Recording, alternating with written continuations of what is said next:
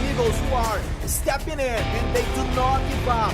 This is the mindset where we just regain control out of the growth, make it 13, look at my guys, gonna make it 15!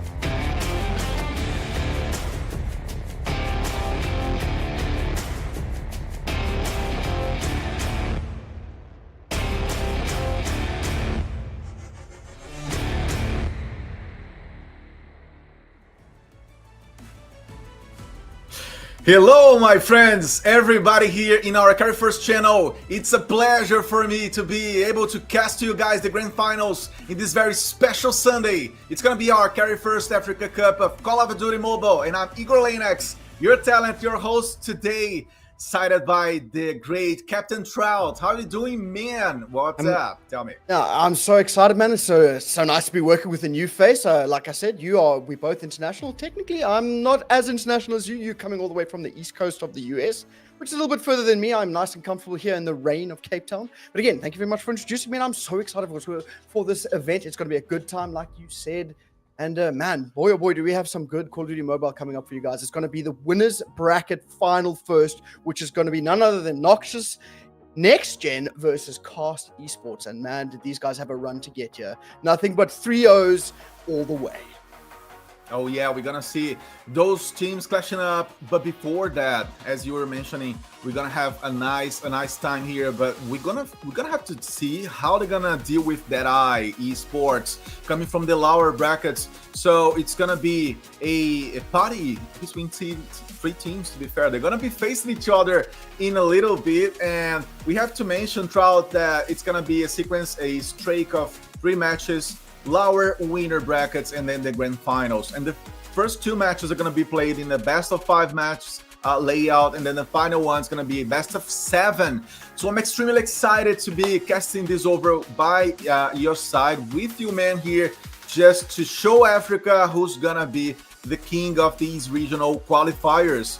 As we know, we're going to have a 700 prize pool divided into 400 for the first team, and then followed up by a 200 and 100 for the MVP. So we're talking about a very interesting compensation system also for the top player over here, Trout.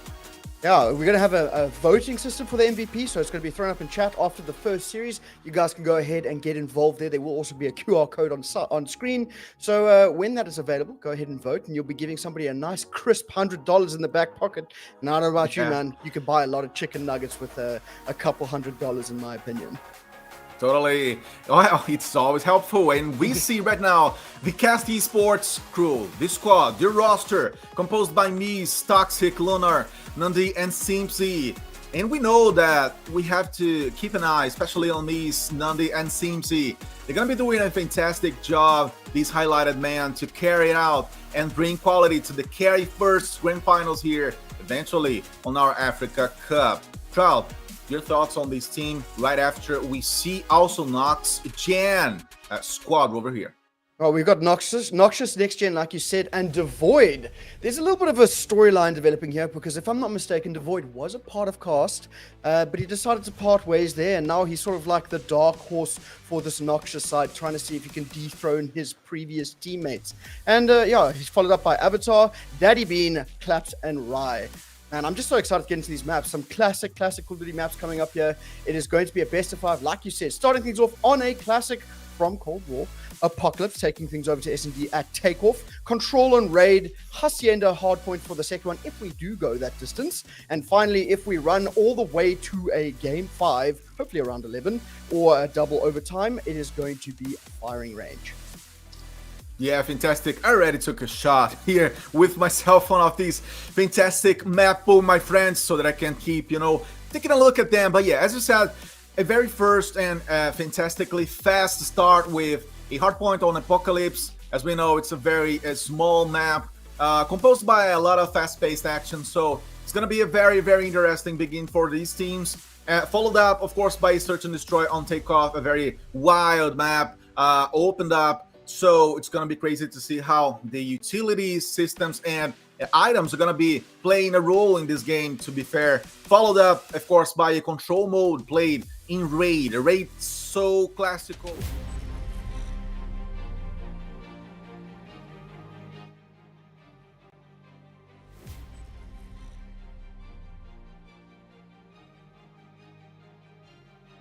that folks are here watching this fantastic championship in this high-level production stream, but they can also win some CPs. So we're going to be talking about that, guys, right after the start begins, with both sides going out from their spawn points. We already have some level of action, and there it is, Avatar trying his first pick. Let's see how Cast is gonna be dealing with this level of pressure, because as we know, Noxious composing themselves and of course offering a lot of risk as the big dogs eventually in this game.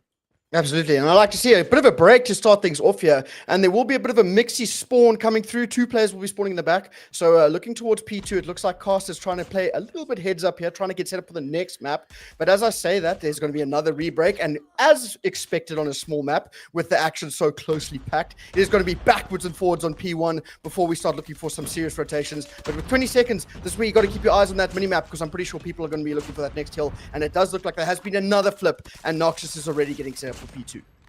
Oh yeah, we see now a very, very divided, very even beginning on this map number 1. We already can tell that CARRY1ST Esports, they are doing a better job. When it comes to dominating the first spots and dealing damage, we have already an advantage on their side, almost doubling up when it comes to the points produced by Noxious to this point. Lunar trying to fight inside of a closed area, and we're gonna see how things are gonna roll to the second flag. It's gonna get ready for action in a little bit, my friends. Thanks so much again for staying with us. Hit the like button and share this stream, because this is a hyped up moment. This is the moment for the African continent when it comes to Call of Duty Mobile. So just also follow us on socials. Make sure, okay, to share the posts and take action when it comes to trying to win. Simply 5k CP pack or also a 2400 CPs. All you gotta do is take a screenshot of the broadcast. Also post along the broadcast link and engage on X using the hashtags CARRY1ST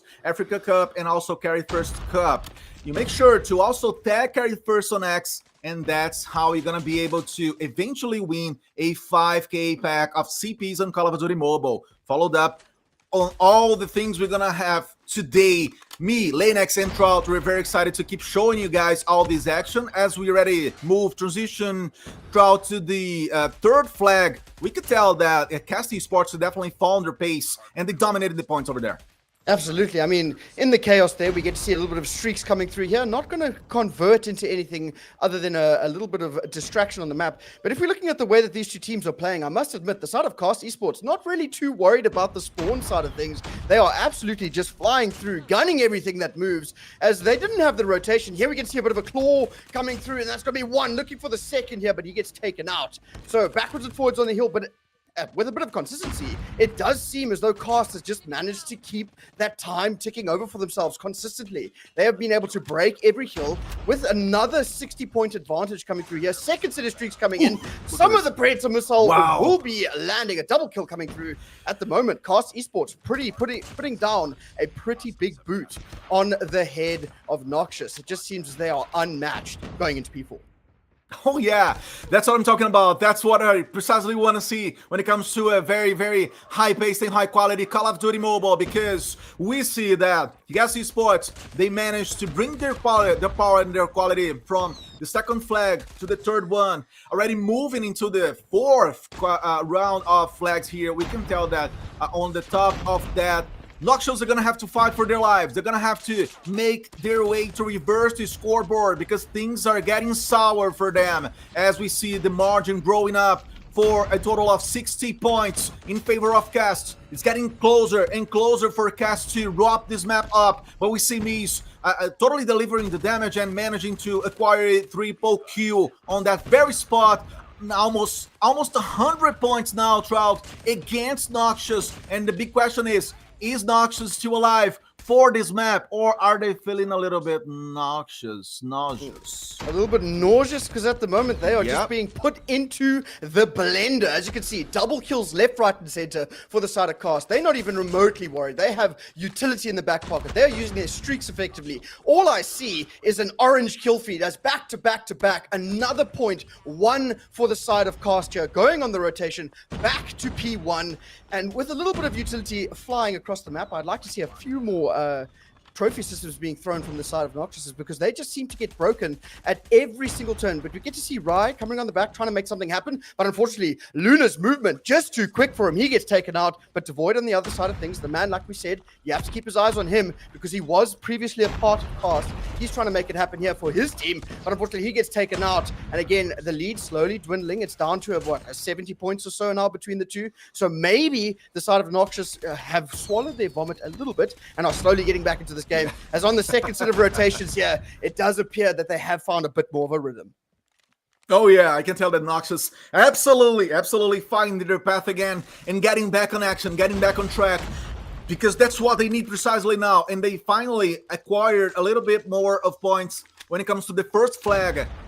Being back on track, as I said, and saying that they are not dead at all. They can totally make their way up to face Cast on points as well. And means he has been absolutely the star man on the side of Cast. As we can tell, almost at 30 kills to this point, with a very nice and decisive and assertive claw to totally protect this line of fire. As we already see also, Noxious trying to fight for their lives. They cannot spare these points. They cannot just give up on these points on the second flag over here for the second round of heals. And we see Simpsy using, of course, the Annihilator to try to acquire some easy damage. And I say easy because, of course, he's totally behind the head glitch. He's, totally protecting his body, using the cover in a very smart way with the DRH. We have also Daddy Bean trying to also be decisive and strong to this point, because that's what the team needs. And just like that, Raul, we can already say that Cast is managing to get back into almost 100 points of an edge against Noxious as they move very quickly to the 200-point mark. Absolutely. I mean, after this, they won't be able to get 200, but they'll be damn close.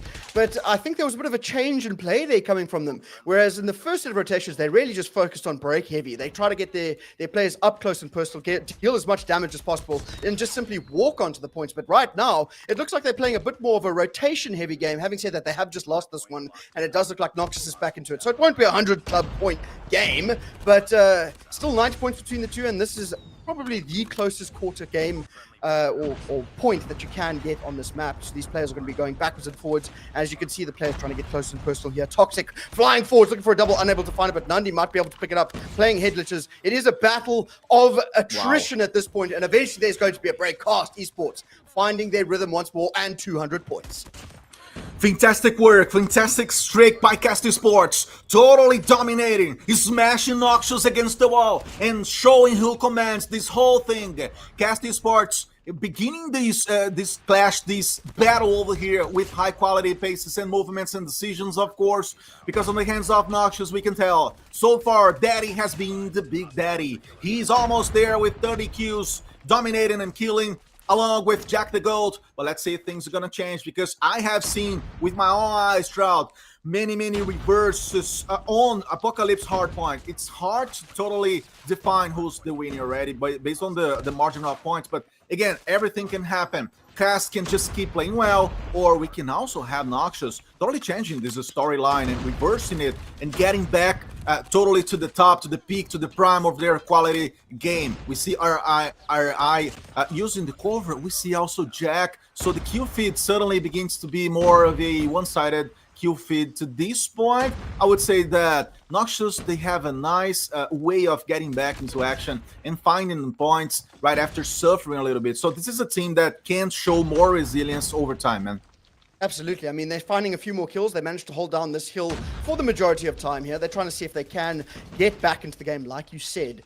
But again, it just seems as though they might have woken up a little bit too late here, as it looks like the scrap time will be going the way of Cast, but they have won that rotation going back over to P1 here. And again, P1, always chaos. No one really taking control as of right now, but it's only 36 points needed for the side of Cast. So they just need to hold strong for a little bit longer. And I think in order to do that, we're going to be seeing a little bit more utility usage here from the side of Noxious. As you can see, they actually managed to break on through. Wow. But Mies, the man who is leading the charge at 43, is into the point with the help of Luna. But again, no one really taking control for the side of Noxious. It is truly just Daddy Bean above 30 kills. Oh, excuse me, Jack the Goat as well. But in terms of slaying, I would have to put the side of Cast well up there. as it has been double kill after double kill, and no one really holding down the fort. But as I say that, there is going to be a break, and we have to look towards P2. And at the moment, Spawn's completely mixy, trying to see if Cast can find a bit of an anchor. They do exactly that. P2 coming up here, 22 seconds. They can no longer win it on P1, so we will be seeing at least one more hard point. Fantastic guerrilla effort, anyways, as we see like CARRY1ST Esports moving as a block, dominating the core of the map, and totally putting pressure against Noxious, not allowing Noxious to get back totally strong and say, hey, this is also our map. We're gonna rob this one. We're gonna claim this first map here in this best of 5 game, guys. Thank you so much again for staying with us. This is the most high quality championship we ever seen in Africa, so it's totally special and unprecedented. So keep with us. Just hit the follow button, the like button also, and share the stream, because me, Brazilian Lanex, with Trout, we're delivering the most we can of this action in these both teams. Doing such a great job, to be fair. Like, this margin of points not totally tell how good they are, but there it is. We have a game, so someone's gotta win, and apparently maybe Cast, but you know, slowly over time we can see that Noxious are beginning to contest this, because they may have an angle, they may have a chance.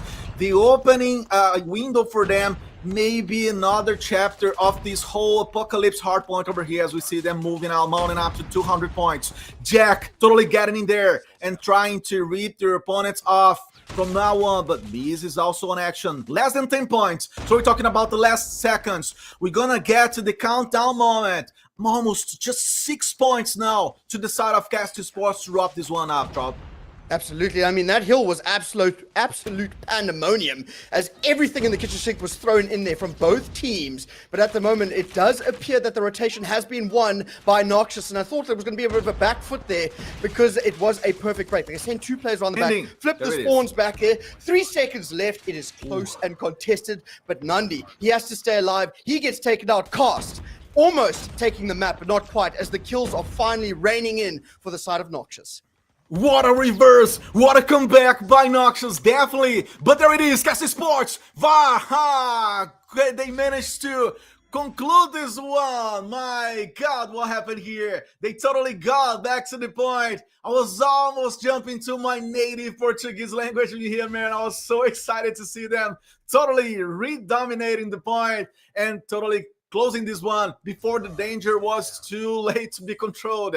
As we have the final numbers, fantastic exhibition on the side of CARRY1ST Esports, precisely with Bees being the MVP with these 53 kills on a roll. What a guy, what a player, you know, acquiring or almost getting to Lucasin levels. As we know, the beast from Brazilian galleries, Lucasin now being a reference for Beast because he killed a lot, and surely not only him, but the whole team was helping up him precisely on this matter here, Trout. We have also the replays, guys. Are you kidding me? Can CARRY1ST Africa Cup be even better than this? We also have the replays to show you what happened with a very, I would say, strong beginning on the side of CARRY1ST Esports, Trout, dominating the scoreboard for a long time.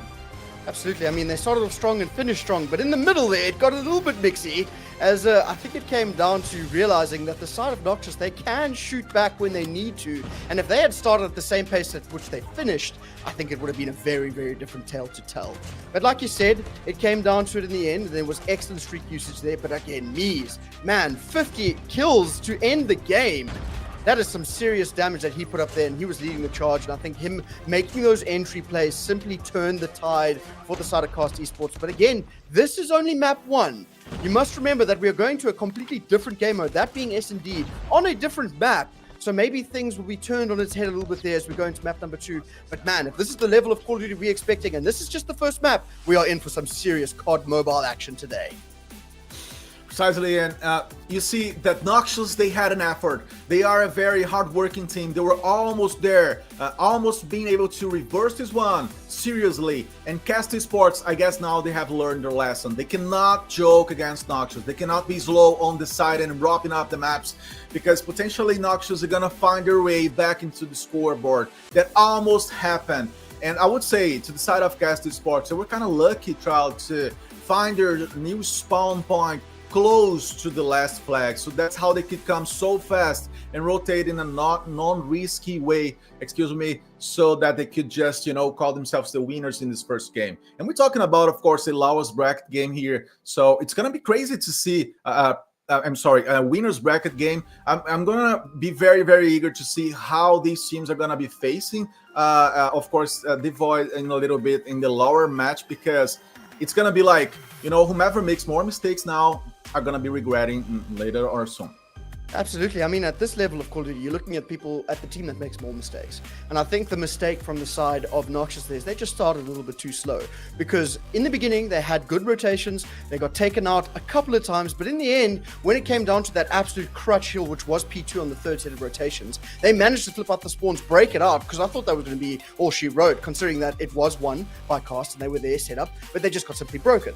So if you're looking at that in terms of play-by-play, if you want to be the side of Noxious and you want to make a big turnaround, especially in these non-respawn game modes, you just got to get set up a little bit quicker. And I think now that we're going to S&D, they have the opportunity to do exactly that and take a map off of Cast. Precisely. As we begin to see the first footage from Takeoff, my friends, thank you so much for staying with us. Here I am, Igor Lanex, World Championship official caster from Brazil, of course, casting in English for you guys today. And I come from the Esports World Cup in the last days throughout. What an experience.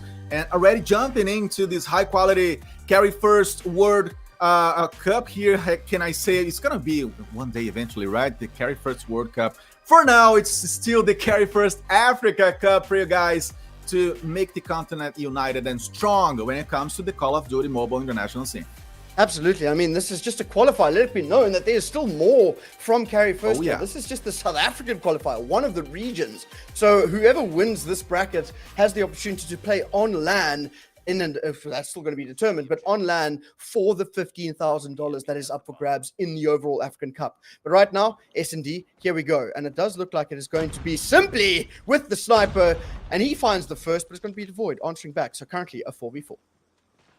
Yes, let's see how that's gonna play out, because to this point in a already fast first round, we can tell that we have a 3v2 on the side of CARRY1ST Sports, excuse me, and we have just Devoid being the last one alive, and Simpsy was taken down, and Devoid totally, you know, ruling over here. He was the guy to begin in a very, very fast pace, dominating with 3 eliminations out of the 5, 1-1 when it comes to this beginning. We see precisely now Noxious having to find this stability, I would say. The consistency is going to be playing a key role to their side against Key Sports. We have Devoid moving in the middle of the map, using, of course, the Tundra. It's the sniper of the moment. It is precisely the best AWP weapon you can have in your hands, as we have Toxic moving ahead and trying to also dominate the cinema region, as we call. Again, a very fast round, I would say, Trout. And the players are not kidding here. They're totally going for the damage. Yeah, they're trying to get in, clear the points, get a little bit of control. And right now, it is going to be a 3 versus 2. But Daddy Bean almost able to get a kill, unable to do so, as it's going to be simply sliding across the screen, getting the kill. All of a sudden, Devoid left in a 1 versus 3. Has to try and get that bomb down, but he is in the background here. That's going to be potential denial. He has that Tundra in hand. Like you said, this is the sniper. Bomb is now planted. He's going to try to make a bit of a play here. Can't find the first shot. He's going to get taken out. Toxic drawing the final blood of the round and puts CARRY1ST Esports 2-1 up in rounds. And strangely, we are just in the second round, but we can already tell that CARRY1ST has got 2-1. Very strangely, the rounds are moving up fast here, but let's keep going. We can tell that CARRY1ST were able to find this last round to their side. Devoid opening the Tundra from a far spawn point from a distance again, and me is being the guy to totally do the gig here. He's also a very, very good player when it comes to search and destroy, so that's just good news for CARRY1ST Sports. What a player, totally helping the team. In many occasions, seems he was the guy to wrap this one up, and we see that CARRY1ST Sports, just like that, they have a hot start. They have a better beginning when it comes to take off search and destroy over here, Trout, because the pressure may be mounting up to the side of Noxious. They got to do something. They got to reverse the series. Absolutely. They've got to get back into this game. They've got to find a few more kills because right now, the steamroller that is CARRY1ST Esports is simply pile driving over them. As you can see now, they're trying to push up onto the map, trying to get a bit more pressure towards one of these points. As you can tell, the bomb is in hand here. First of the trades come on through, 4v4. Nandi drawing the first blood. Avatar answering back. Nandi with 2. Right now, it looks like in the slaying department, CARRY1ST just out-fragging the side of Noxious, and they are just making plays left, right, and center, trying to get a bit more control, like we said at the moment. Slow and steady wins the race, as all of a sudden it's a 2 versus, well, make it a 1 versus 3, as it was going to be a 2 versus 3, but Luna finds Devoid. Jack the Goat, last alive in a 1 versus 3, does find one, but the bomb is now down, and it's going to be a 1 versus 2. He is tagged up a little bit here, a little bit further away from the bomb than what he would like, but he might be able to make a bit of a flank. Yeah, it's going to be hard for him as a clutcher, man. Jack the Goat trying to rotate for the map against two beasts from CARRY1ST Sports. He's going to have to take down Lunar and Nundi. So this is a very, very challenging situation for him. But there it is. He just finds Nundi using the back. He prefers not to kill him yet. What is more, player? Jack taking Lunar down first. What a moment! Benandi was the better one on this 1v1. He was very smart. Jack the Goat throughout to wait for the right moment and not go eagerly for the first kill, as he would need also to find the second player. So that's what he tried to do. But there it is. That was a very, very intelligent process for him. Absolutely. The trigger discipline coming out there from Jack the Goat. Unfortunately, didn't pay into fruition, but it was there, right? 1 HP was the difference between the round and not. But Rai starting things off. Nandi alive, but by the skin of his teeth, he gets taken out. But Luna's there to follow things up. And it looks like, again, the side of CARRY1ST just finding kills when they need to. But having said that, Daddy Bean answers back. But Toxic always able to find that trade. So right now, 2 versus 2, bomb yet to go down. Yeah, after that show of trigger discipline on the side of Jack, he's still alive on the side of Avatar for Noxious against Lunar. And Toxic over here, guys, in our very CARRY1ST regional qualifiers. It is a pleasure for me and Troll to be up here live for you guys. $15,000 as a prize pool for y'all just over here, just from this point on. So it is crazy to see how CARRY1ST is taking Africa really, really seriously when it comes to Call of Duty Mobile. We have this long, I would say very delayed already, 2v2 to deal with, and Jack was almost pre-fired. He got back to the cover. He got back to the protection. He's got the DRH, and he's going to have to try to search for Lunar, who already took Jack down. We're talking about a 1v1 to this point on. Lunar moving to the core of the map. He's going to try his luck against Avatar. It's going to be very sincere over here. Double kill by Lunar. That's what I'm talking about. You got to step up. You got to be the man in the situation. And that's what he did with 6 kills over here, helping the team to get real close to the wrap-up. Absolutely. 1 round away, or 2 rounds, excuse me, from winning things out here, and there has been a bit of a change. It's going to be the side of Noxious, who is looking for that plant. They have the bomb in hand.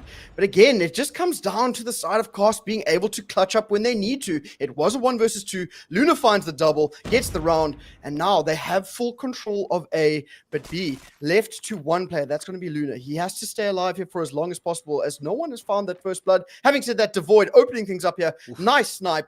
The battle of the scopes goes the way of Devoid. So now already life count advantage was there for the side of Noxious, but only for a second as Nandi gets the trade. Here comes another Nandi for a double, but it's just backwards and forwards trades, 3v3. Let's see how this is going to play out.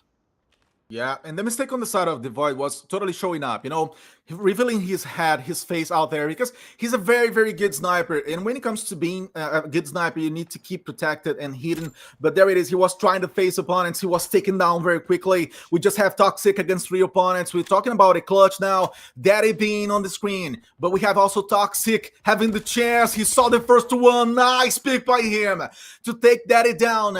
Already dominating the best. One of the strongest players on the side of Noxious so far, as we have been seeing over here. But Toxic not giving up just yet. He's going to try to go for another separate pick. That's precisely what he needs to do. He needs to find one after one, not all of them all together as a pack of wolves. He's rotating, going for the left, but there it is. RI taking him down. Such a nice job, and potentially a reaction on the side of Noxious here, Trout, because not everything is absolutely lost, but they gotta move fast. They gotta do what they did precisely on Hardpoint earlier today when it comes to Apocalypse. Absolutely, and they say that Rome wasn't built in a day, and certainly one brick at a time, but the side of Noxious has to try and get one round at a time, and at the moment, not the best start as Simpsy is the one to draw the first blood. He does have that sniper in hand, and he's been able to use it rather effectively, but here comes Daddy Bean round the back to see if he can find a little bit more, but right now, still a 5 versus 4, excuse me, as you can see here, Devoid trying to make it happen.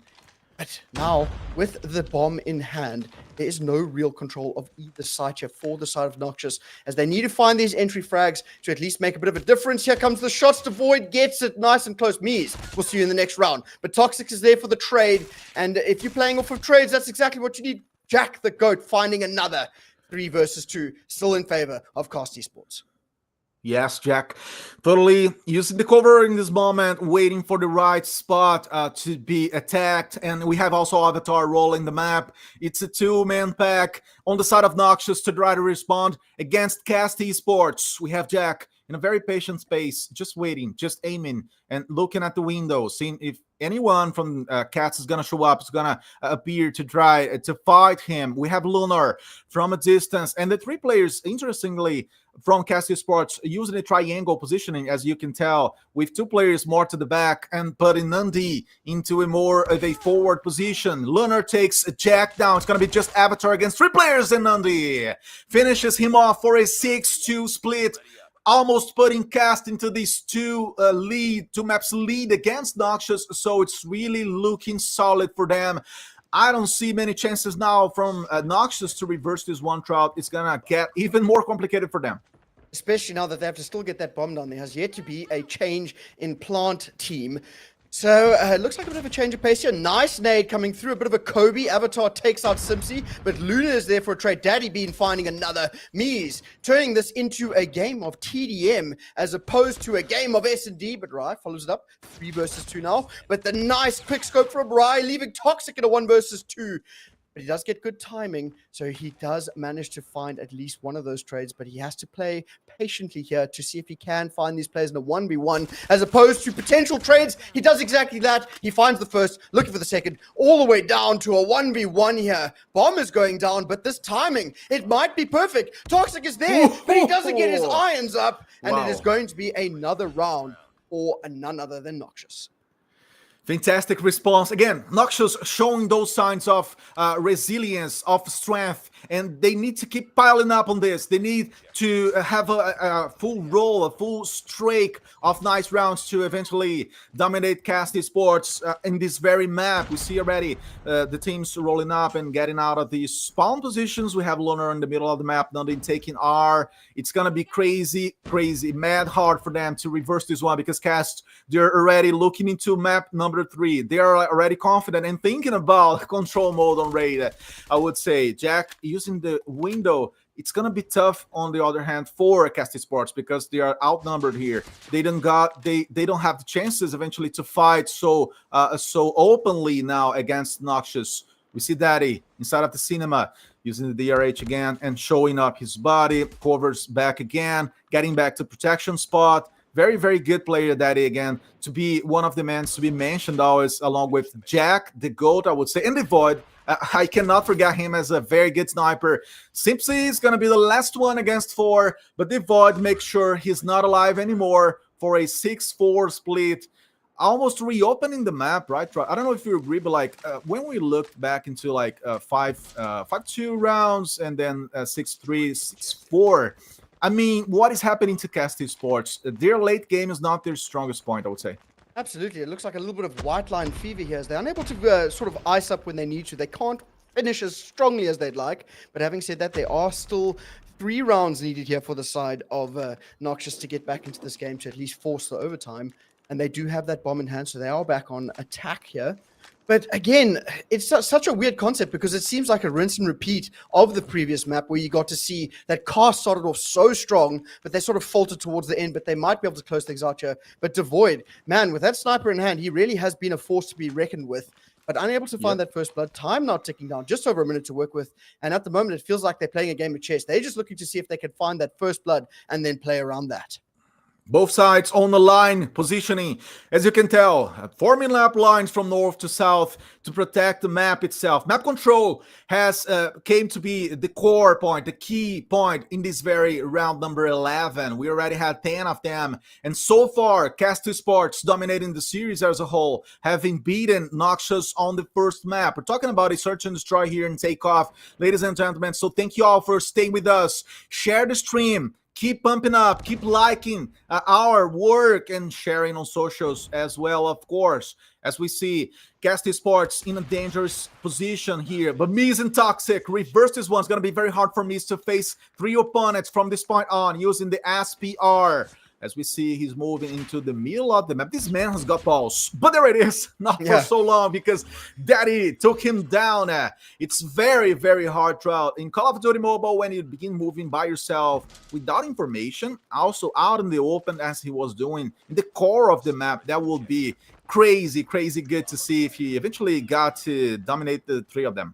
Absolutely. I mean, that 1v3 would have been something to witness. But I really like the way that Noxious has slowed things down. They're sort of playing closer together to see if they can get some more definitive trades.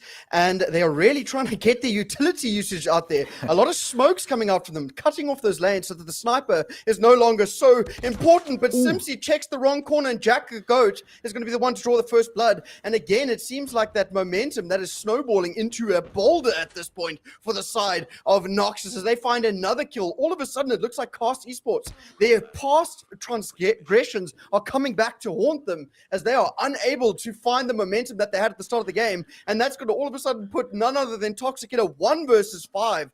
Oh man, how the cookie has crumbled here for the side of CARRY1ST Esports. Like we said, rinse and repeat of the hard point. All of a sudden, Toxic finds one, looking for the turn and burn, unable to find it. He's just going to be shouldering left, right, and center. But as you can see, the wolves descending upon him. He's going to find one. He's going to look for the second, but he gets taken out. And just like that, we are put straight into overtime. So it is going to be a win by 2.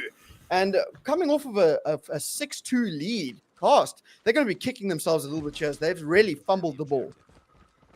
4 rounds in a row by Noxious. Yeah, totally reversing this one. They were losing for a 2-6 split now, finding themselves into this overtime, as you said. Complicated for CARRY1ST Sports, not being able to be tough and to be objective in the ends of the map, apparently. They were almost losing Apocalypse. We have to remember, you guys who were just getting here with us now at this point, but now they are, seeing themselves in the same complicated situation, to say the least. 6-6. Let's see what's gonna happen, because Noxious, they have came so far. They have came to this point. And are they gonna be dominating CARRY1ST, or are they gonna be losing the pace, losing the grip on this one? Devoid has been the man, 11 kills as a sniper, as we see Daddy also helping up in the spot, on the bomb site spot, to be fair. And totally, you see the map, and you see that CARRY1ST Sports, they are like, pushed to that point. They are totally hiding up. They are not able so far to create a danger, to create an attack plan properly, as Devoid appreciates it and totally takes Miz down for another kill, 4v3. So we're seeing a repetition from the last rounds. Nothing special, nothing too out of the box or creative from CARRY1ST Sports to get out of this deadlock situation. We have Simpsy trying his luck with the Tundra, complicated spot, because Devoid is totally protected. He's totally covered up. His hitbox is not even out there. Not an inch of being offered to the opponents. Absolutely, and I think what you said earlier really comes to be shown here. Map control is so key in this game mode, and it looks like the map control completely in favor here for the side of Noxious. We get to see a bit of a smoke play coming through. Trades are in, 1 versus 2 now for Toxic, but he has to make it happen here, but he can't quite do it. It is going to be the first time that Noxious Esports takes the lead, and that has been 5 straight rounds for them here, and they are looking to close things out and take this map right out from underneath of CARRY1ST Esports here. And it comes down to that map control. Like you said, these guys have been unable to get set up in the way that they want. Noxious just playing to their strengths, getting the kills that they need to, playing together and controlling the map for the last 5 rounds. And as you can see throughout, Miz from the side of Cast Sports has not been as good as Devoid. When it comes to snipers, you need a good sniper, on search and destroy mode to be decisive, to get the information, to make the first kill, and that's not happening for Cast Sports. They find themselves in a complicated spot where their duos and their trios are not working as well as Noxious are, especially in the ends of rounds. So that's totally changing the landscape here on this map number 2, guys. Let's see what is going to roll from this point on, because now Noxious, though, they have one last man to face Cast Sports. And Cast Sports, again, repeating the defensive positioning of lining up. You can see that they are dominating from B to A, not allowing even the slightest possibility of a breach from Noxious to get to the bomb site. They're stacking up against B. Are they going to be able to find a way to plant on B? Because so far, that's the commitment, that's the level of investment that Noxious are bringing to this round. Oh, I like that, right? You got to commit to a point, and you really got to send your players there, and that's exactly what's happened here. Nandi finds one, and Luna follows it up there. So it's going to be a 3 versus 2, but I like the commitment. Like you said, coming out of Noxious there, they really put all their resources towards one bomb site here, and it might have paid out for them. And if you are in the comms for the side of Cast Esports here, you're going to be yelling for a bit of help, and you're looking very divided. 2 versus 2 now. The two players very separated from one another, and Rai might have just made the play here to get onto A, potentially get that bomb down. Excuse me, it's actually going to be Avatar planting on B, and in the interim, it's going to be Rai who runs through the mid-map and finds the double, and just like that, none other than Noxious Esports reversing the map onto its head, winning 6 straight rounds and taking map number 2. So it's 1-1 going into the control. Right, are you kidding me? What a play, what a fantastic movement by him. Decisions on the table, and there it is. He was able to bring his team up with him. And again, Cast Sports totally stepped up on 6 rounds. They stopped right there. They were locked into their own space of the map, not being able to be creative, as I said, and reinvent things over here against their opponents. Daddy being the big man, the big dog here, with 13 eliminations all in all, sided by Devoid and Jack the Goat. I would say the bottom line here, Trout, is going to have to be like, Cast Sports, they did not operate as a team. They had some nice pieces. They have Nandi being the MVP. But you see that the collective team play, the collective game style was totally on the side of Noxious. They were able to find their way back again. They suffered, of course, in the early game, as we can see by the replay image. Jack the Goat was very, very fast on this one, but not enough. But again, Cast, they were like flowing in the map in the first half. But then that totally ceased to happen. It was the case of Noxious getting back to the game and finding their first victory to make things even spicier here and more interesting. Absolutely, and I think the way you put that is actually perfect. The way Cast really relies on their gameplay being slay heavy and individual players sort of taking over the map, much like how Mies did in the first game. He wasn't able to do that here. So it's really a good testament in showing that teamwork really is the dream work, because you can't rely on one player to completely win you every single map when you have everyone at this level able to shoot back and be very accurate. And that's exactly what happened here. You can't rely on 1 or 2 players. And when you're looking at the side of Noxious, when they started talking together, playing closer around one another, really committing to one bomb site, playing off of trades, as opposed to just flying in there and hoping for a couple of the kills, you get to see what a absolute exquisite and a well-oiled machine that the side of Noxious is when it comes to team-based game modes like S&D. And we spoke about how, seeing as though it's a different game mode, the pace is completely different. It's not so slay-heavy. It is going to be the team that plays smarter, which is going to be the team that wins. And that's exactly what Noxious did. Played smart, win the map, now we had 1 apiece.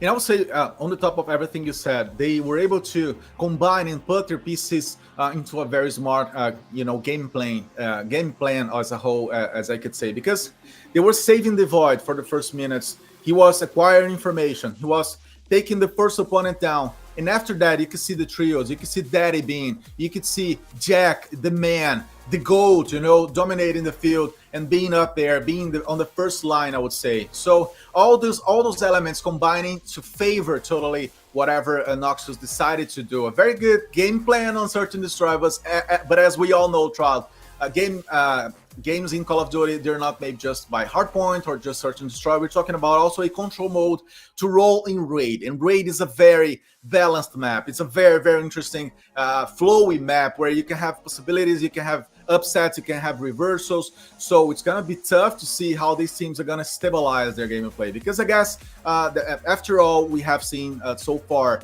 it's time for both sides to stabilize, to keep the serenity now and totally go for this in a very consistent, and I would say consistent and equal and tranquil way from the beginning to the end, because I mean they're facing tough times here to be the same from the beginning to the end. As we already move on to map number 3, guys, let's go for Raid.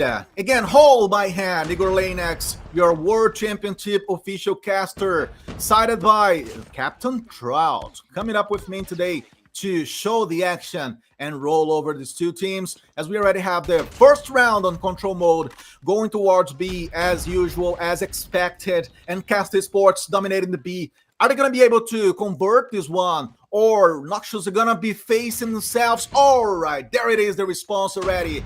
Trout, so CARRY1ST Sports, just like that. Yeah, they got the B, now they're going to be moving into A.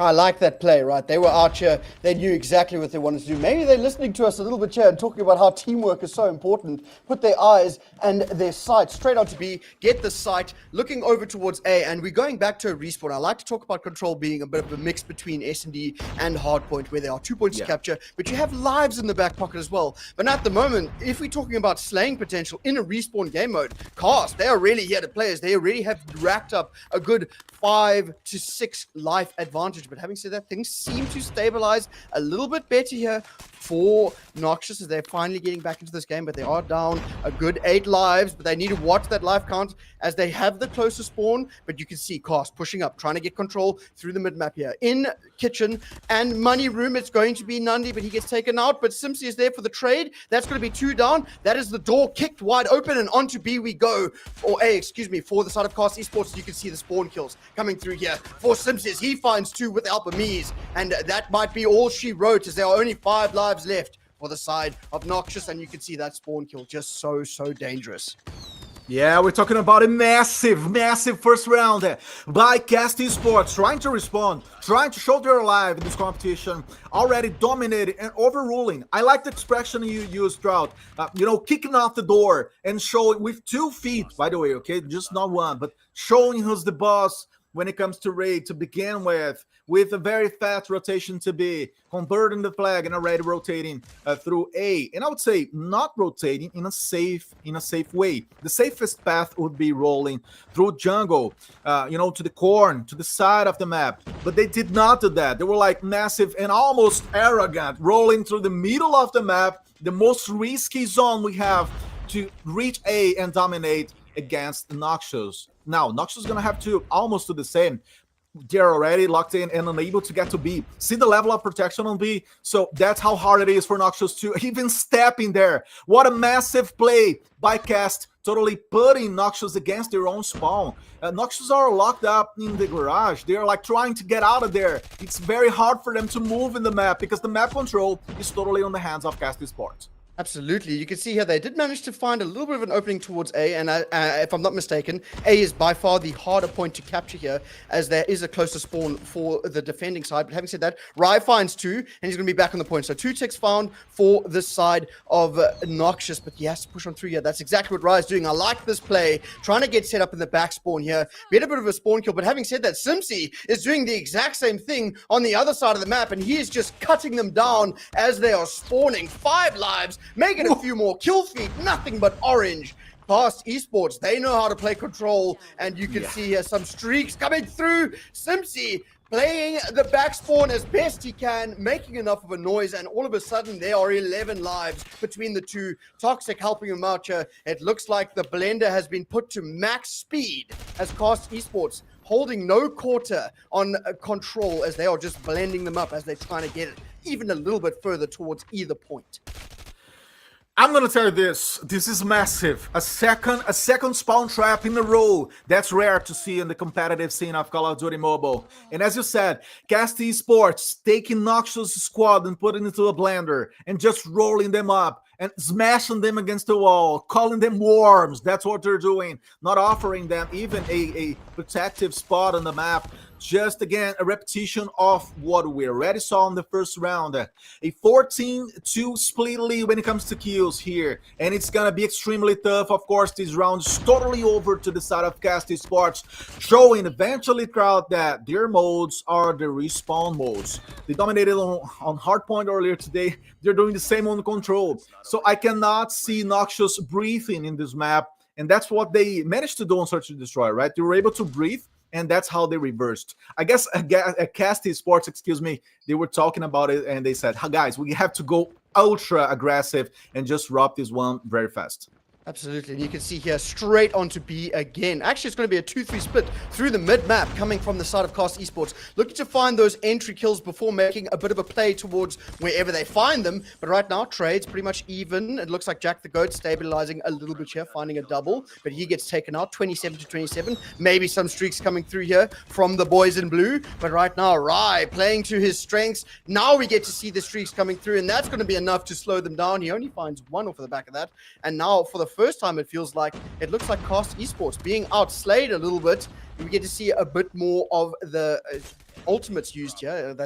I think it's called the...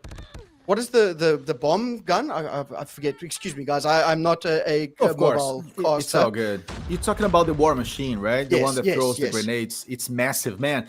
And also, to help you with it, it's a weapon. It's a special operator that it's got a lot of clear wave power, let's say this way. You know, totally dominating the field and putting the damage out there. We see already the Annihilators, another very nice operator.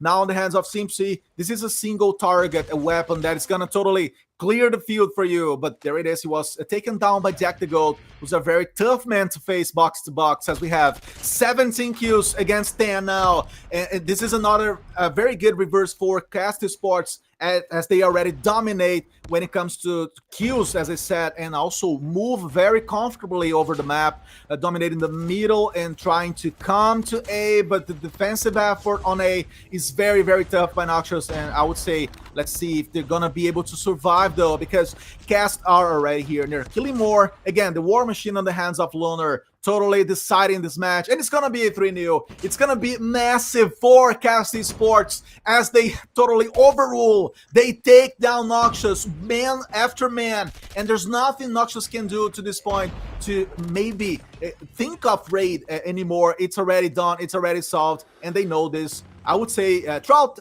Noxious are using this time to talk about the next map. Absolutely. With 10-2, it is just Avatar and Devoid trying to make it happen here. They have bodies on the hill. It is being completed as we speak. That's going to be all she wrote. 3-0 in the control from the side of CARRY1ST. And man, you said it best. It is absolutely Respawn where CARRY1ST Esports shines. They come out swinging, destroying everything that moves. There was a little bit of a sigh of relief there for Noxious as they managed to stabilize a little bit, but a good quick set of kills go the way of CARRY1ST Esports. They break onto the point, get B, and then quickly rotate from A to B through the spawn, finding the players as they're trying to push up, get a bit more control, but it just wasn't there for them. In terms of slaying, I must say, CARRY1ST Esports really blew Noxious out of the water, using their ultimates correctly. And when you have the ability to play to your strengths, as you said, there was time for Noxious to breathe in the S&D. They could think a little bit clearer and play towards where they wanted to get their guns up and where they wanted to fight towards. But in this control, there was never a moment for them to breathe. There was either a spawn trap or an ultimate that they had to face, or even streaks. So it was just CARRY1ST playing so well. And again, supremacy 28-12, almost a 3 KD, and he is playing out of his socks at the moment. Oh yeah, so you see supremacy with 28 eliminations, 28 kills on control mode. Guys, ladies and gentlemen, that's a lot. That's a massive load of kills that he managed to bring to the table. And again, a very dominant way of playing by CARRY1ST Esports, overruling, as I said, in a very fast pace and massacring, totally putting pressure against Noxious from the beginning to the end. We have to summarize a little bit of whatever happened because we have nice replays by the CARRY1ST Africa Cup team of production here, doing a fantastic job bringing up the highlights and the best moments. And Trout, we have to mention that precisely Cast Esports, they had a plan, right? That's what changed everything. They had a game plan for this map, and we did not see that coming from Noxious. They were not able to respond. They did not have a nice game plan on the defensive side of things, so they were not able to reverse this one at all. They were like dominated on the kills, dominated on the map control, and it was totally hard for them to see this happening, because now they're gonna have to find their way back into the series, as they already lose against Esports for 2 maps versus 1. But this is a very good game. Again, it's the upper finals here in the CARRY1ST Africa Cup, and we have to remind everybody who's with us today that this is a very special occasion. We're talking about the regional qualifiers in a very fast-paced movement and rhythm, as we can see already hopping into the 3rd map. I have to remember you guys that we have some giveaways rolling on socials, so make sure to go to Twitter, to X, and totally respond to questions that we're gonna have here on the chat, and engage with our posts using their hashtags CARRY1ST Africa Cup and CARRY1ST Cup as well. Don't forget to mention, of course, the official profile of CARRY1ST on Twitter, on X. So just like that, let's hop to the 3rd map, which is gonna be a Hacienda hardpoint. We're back to the first mode over here, Trout, and it's going to be very interesting because this is a wild map. This is a very, very good map to see, a very competitive one, as Noxious already take the first action. They take the first point nice and confidently. There is a bit of a double coming through, but throughout the chaos that is P1, we are looking towards some spawns for P2 here. And as you can see, the side of Noxious controlling the mid-map and looking for those spawns over towards the back map here. It's going to be a massive 1v1 here for Toxic to win and potentially hold it down, but he gets taken down. I don't know if you're there. Hello? He's going to get back in a little bit, guys, as we see Cast Esports making this equal, making this more evil and even. I like the combination of words. Already rolling to the 2nd flag. We see their effort to get back to this one, but we see also that Noxious, they're doing a fantastic job. They're doing a great job responding to Cast Esports and searching for the points, searching for spots in the map. Already mounting up to 40 points against 17 from Cast Esports. I don't know if you're there with us, but this is a very, very even beginning for both sides. But Noxious, they're doing a better job here. Hello, can you hear me? Yes. Sorry, guys, my African internet had a little bit of a slow time there, but we're back in the game. Like you said, it's very even. P2 now, or P3, excuse me, as we are fighting for this point. It looks like the side of Noxious actually manages to break back in and continue their lead. Looks like a bit of a role change compared to the first hard point that we saw, as it appears that Noxious are here to play, as they have managed to get a bit more continuity and flow in their teamwork, as they have secured already the spawns for P3. Yeah, rotations happening to the 3rd flag, as we see that Noxious, they were the first ones to get there. But then Cast Esports, they were able to also respond and bring quality and step into the flag, which is the most important thing we need to see on hardpoint mode. We see Miz already using his claw, Miz invading the point itself, going almost for a double kill, but he was not able again to roll this up to this to Cast Esports side, excuse me, as we see Jack pulling out the operator. It's going to be decisive for him to use this one to dominate this spot of the map. He was taken down, as we have 2 war machines rolling at the same time. So both teams, both sides going for the area cleaning. Not possible for a longer period of time, but there it is. Equality on the scoreboard. We're talking about a 63 versus 63 also. And the P4 is going to be decisive. The stone point, as we call it in Latin, it's going to be major to see who's going to be breathing better on this hard point, Hacienda. Absolutely. And at the moment, it does look like Cast Esports here are on the back foot as they are unable to break into this point. They are finding a few isolated kills. Nice bit of nade work there.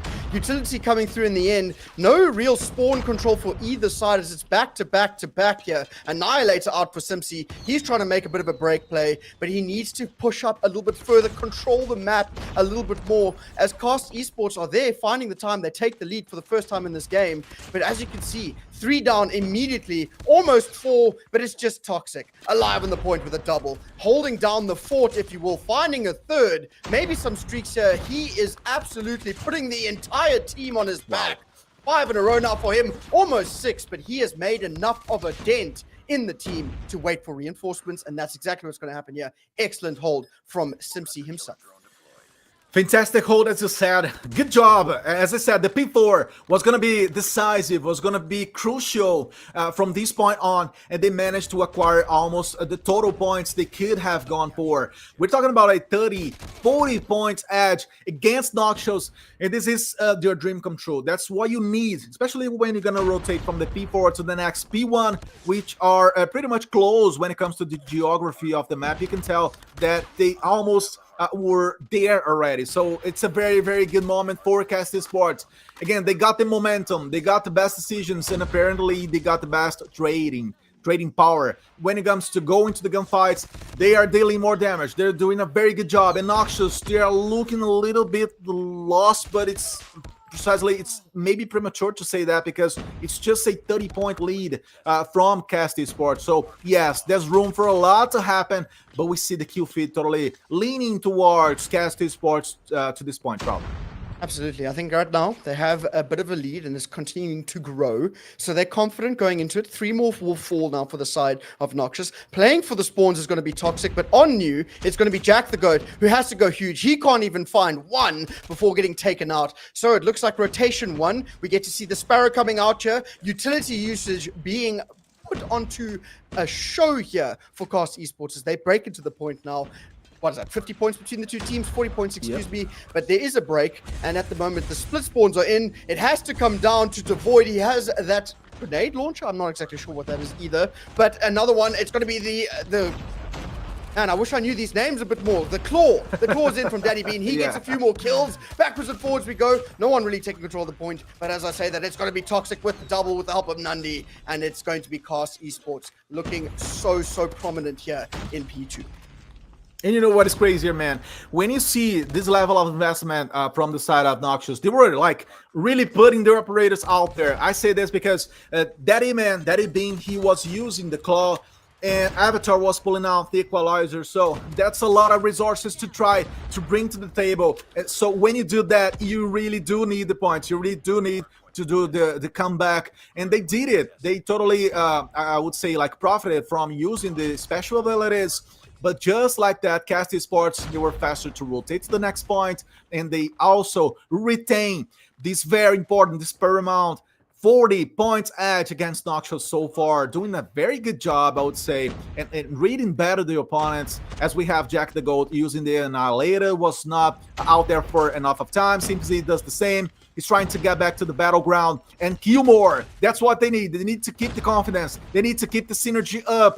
Simpsy is in a very good spot. This is a very, very good head glitch for him to use, but he was not able to stay alive for a longer period of time. As we see already, Noxious getting back on action, but it's still a 50-point edge. And I would say CARRY1ST Esports, just like that, they are like dominating the scoreboard throughout without having to put all the weapons, without having to commit fully. And that's what I like about them. You know, they're spicy. They are like smart. They are doing the job in the details. They're not going full on, but still they are winning. They are winning, but not by much anymore, as there was a little bit more investment coming out of the side of Noxious there. They had a few more of their operators coming through with their ultimates, but it is enough to break into the point. But on the rotation again, it's going to be over towards the rock side of the hill. And like you said, this is where we got to see Simpsy really take over. Unable to do that here, as it looks like it's going to be more investment coming through from the side of CARRY1ST Esports. Toxic with that Sparrow in hand finds 3. So like you said, maybe it's a little bit more of intelligent investment coming through from the side of CARRY1ST Esports as they wait to use their ultimates when they're really needed.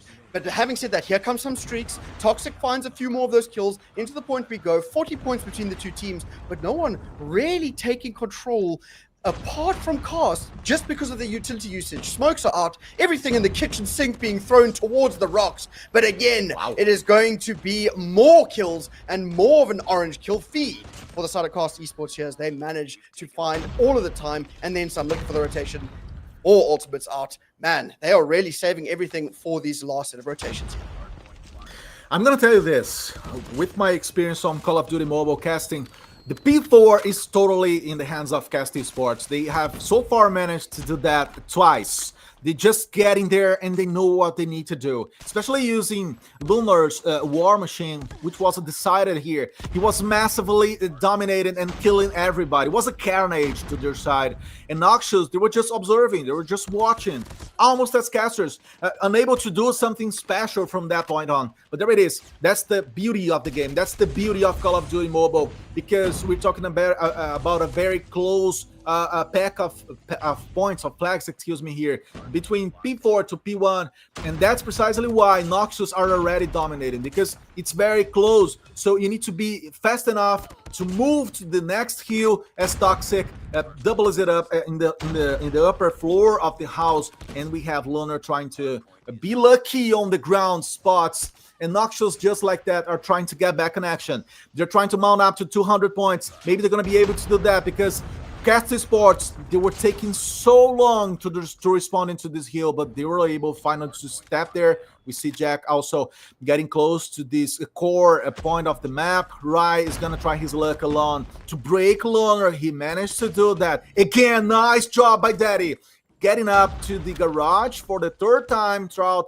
And just like that, we have Noxious getting back to the game, fighting, fighting on and not giving up. I like this team because of this, but I also like CARRY1ST Esports because they know what they need to do, and they are almost, wrapping this best of 5 map series to their side. Absolutely. It looks like a very, very similar turn of events here from the first hard point. As you can see, CARRY1ST Esports starts off very, very strong, but they sort of faltered towards the end. It seems like their momentum runs out a little bit here. As you can see, Daddy going huge for the side of Noxious. His teammates are finally there to help him out. No one gets this hill for more than 10 seconds at a time, even with the close spawns in favor of CARRY1ST Esports. It appears that their guns have cooled down a little bit here. They're no longer to shoot with the level of fire that they need. But having said that, it looks like scrap time will be going the way of Noxious Esports here. Rotation has to come on through. With the spawns being so mixy, it looks like they have been gifted a bit of an early rotation towards P3.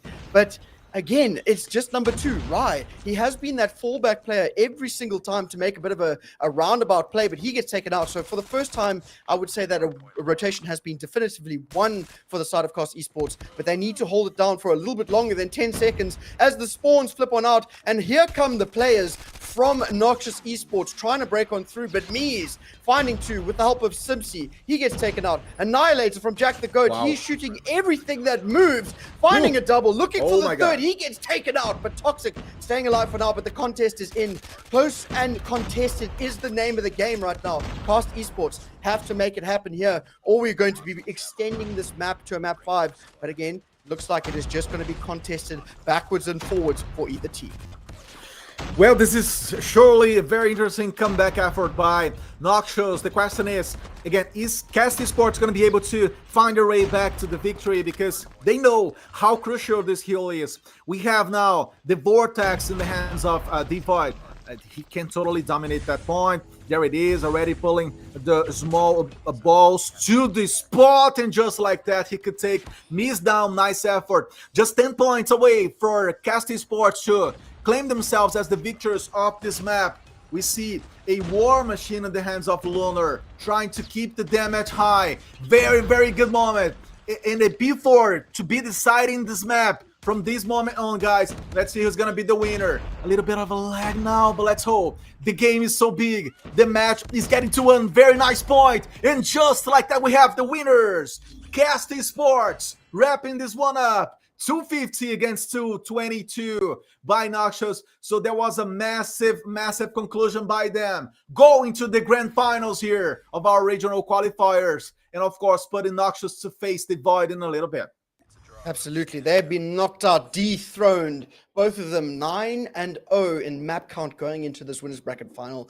But as you can see now, it is only going to be a one map loss for the side of Cast Esports here, as they managed to close out the series 3-1, like you said. But again, man, it felt like it is just such a rinse and repeat from all of the times we've seen them play a respawn apart from that control. You get to see Cast start off so strong, build up a heavy lead, and then just get broken over and over again towards the tail end of the match. But before not, they do manage to close it out and get the W in the end. But again, this is just a bit of a warm-up, because at the way that these two teams are playing, I won't be surprised if you see none other than Noxious Esports meeting them again in the grand finals after making their way back from the losers finals, because I'm pretty sure after a loss like that, 30 points, you definitely want to show that you can absolutely get back into this game and that it's not so one-sided. Because even though it was a 3-1, it was not an absolute bloodbath as you tend to see 3-1s go. Yes, and I like how aggressive Cast Esports they were in the end of the game. They felt the moment. They knew that Noxious, they could just reverse that one, so they just did not allow that to happen. And that's what defies you. That's what defines you as a squad on a very high level competition as this one. And we are talking about not just any competition. We're talking about CARRY1ST Africa Cup Call of Duty Mobile for you guys. From this moment on, we're gonna be seeing a lot of kills, a lot of high quality plays, because this was just the upper finals, and we're gonna have to see in a minute what Deadeye Esports are gonna be able to do against Noxious. Because Trout, I'm gonna tell you this: Noxious, they are already warmed up, they are heated up, and they're gonna be coming full on against Deadeye just in a second, as we're gonna be asking you guys questions. Okay, so bring questions to the table, Trout, if you want to ask our folks anything, because these questions are going to be essential for the giveaways. As we know, I'm prepping my own question here. I want to see if you got something first before I throw mine to our very special audience in this day. Okay, well, before we go into that, don't forget to vote for the MVP, as that's just come up on screen here. You can scan the QR code if you're watching on PC. If not, the link is in chat, and you'll be making someone $100 richer. And in my opinion, I would put that straight over to Simpsy, as he made the plays in the control, getting those spawn traps coming through, and being the hero on P4 when he needed to, finding that 4-piece. But my question to chat is, what do you think was the most effective specialist usage in the entire game? At what point in any of the maps do you think that the side, either Cast or Noxious, used their utility best? Well, I'm gonna ask another very nice question. Yours was fantastically good. I'm gonna tell. I wish I was myself a fan now, just to be able to respond to that one. But guys, audience, so tell me now, which map you guys would love to see as the decided map, as a decisive map, to be fair, in this next game. It can be any map on Call of Duty you wanna see. Let's see which reply is gonna be the most creative one. So do not forget to use these questions, of course, and bring them to X, to Twitter, and of course also add the hashtags CARRY1ST Africa Cup and CARRY1ST Cup, along with the special and official profile of our competition, CARRY1ST Cup. Do not forget to do it all, because CARRY1ST only, CARRY1ST, okay? Do that on X, and we're gonna be back after a short and brief break over here to see who's gonna be, running to find those giveaways. And just to remind you all, we're talking about here the 880 CPs and also the 420 CPs giveaways. So just do all that, of course, reply to the question and engage on Twitter in a little bit, because we're gonna be back after a short break. Me and Trout.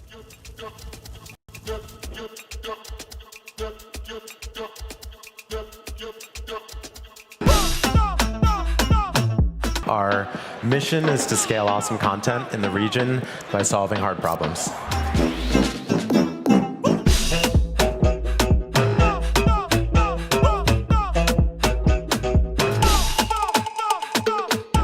With Africa, now it's positioned to be a major player in the mobile game space. Me and CARRY1ST have decided to partner up once again.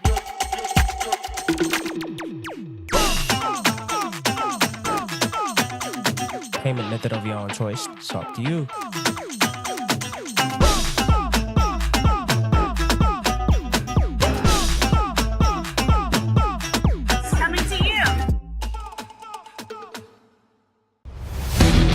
The CARRY1ST Africa Cup is here in grand style. Are you ready to compete for a prize pool of $15,000 on Call of Duty Mobile? Strap up as we take you through the journey. The tournament is only available to the following countries: Nigeria, Ghana, Kenya, South Africa, Morocco, and Egypt. Get ready to compete and represent your region. Here is the roadmap. Registration for the CARRY1ST Africa Cup will open on Monday, the 27th of May, and close on the 20th of June. Log in to cup.carry1st.com to register. Teams should be registered as a squad of 5 starting players and 2 substitutes, and must exclusively field players who are resident in the same country as where the team's qualifier is taking place. Pads and mobile phones are allowed to be registered for the qualifiers. Ready and locked in for the qualifiers? Here is what's next. Qualifying stage for each country runs virtually between June and July. Qualifiers would be from group stages to playoffs and grand bracket finals, which will be streamed live on our YouTube and TikTok channels, as well as watch parties to be hosted by your favorite creators. One champion team emerges from each country and moves on to represent their country in the grand final. The grand finals would be a LAN tournament in person on the 31st of August and 1st of September at a location to be disclosed. It promises to be epic. An all-expense-paid trip for all teams. 5 starting players and a coach would represent each team at this stage. Note terms and conditions apply. A coach can be a sub should there be any case of an emergency. Only mobile phones are allowed for this stage. The 6 regional champions will be battling over 2 days to become the best Call of Duty mobile team in Africa. There shall be one champion. Get your squad ready, sharpen your skills, and get ready to dominate the battlefield. For more information, follow CARRY1ST on all social media platforms or visit cup.carry1st.com. Don't forget to follow and share your experience with the hashtag CARRY1ST Africa Cup or hashtag CARRY1ST Cup. CARRY1ST Africa Cup.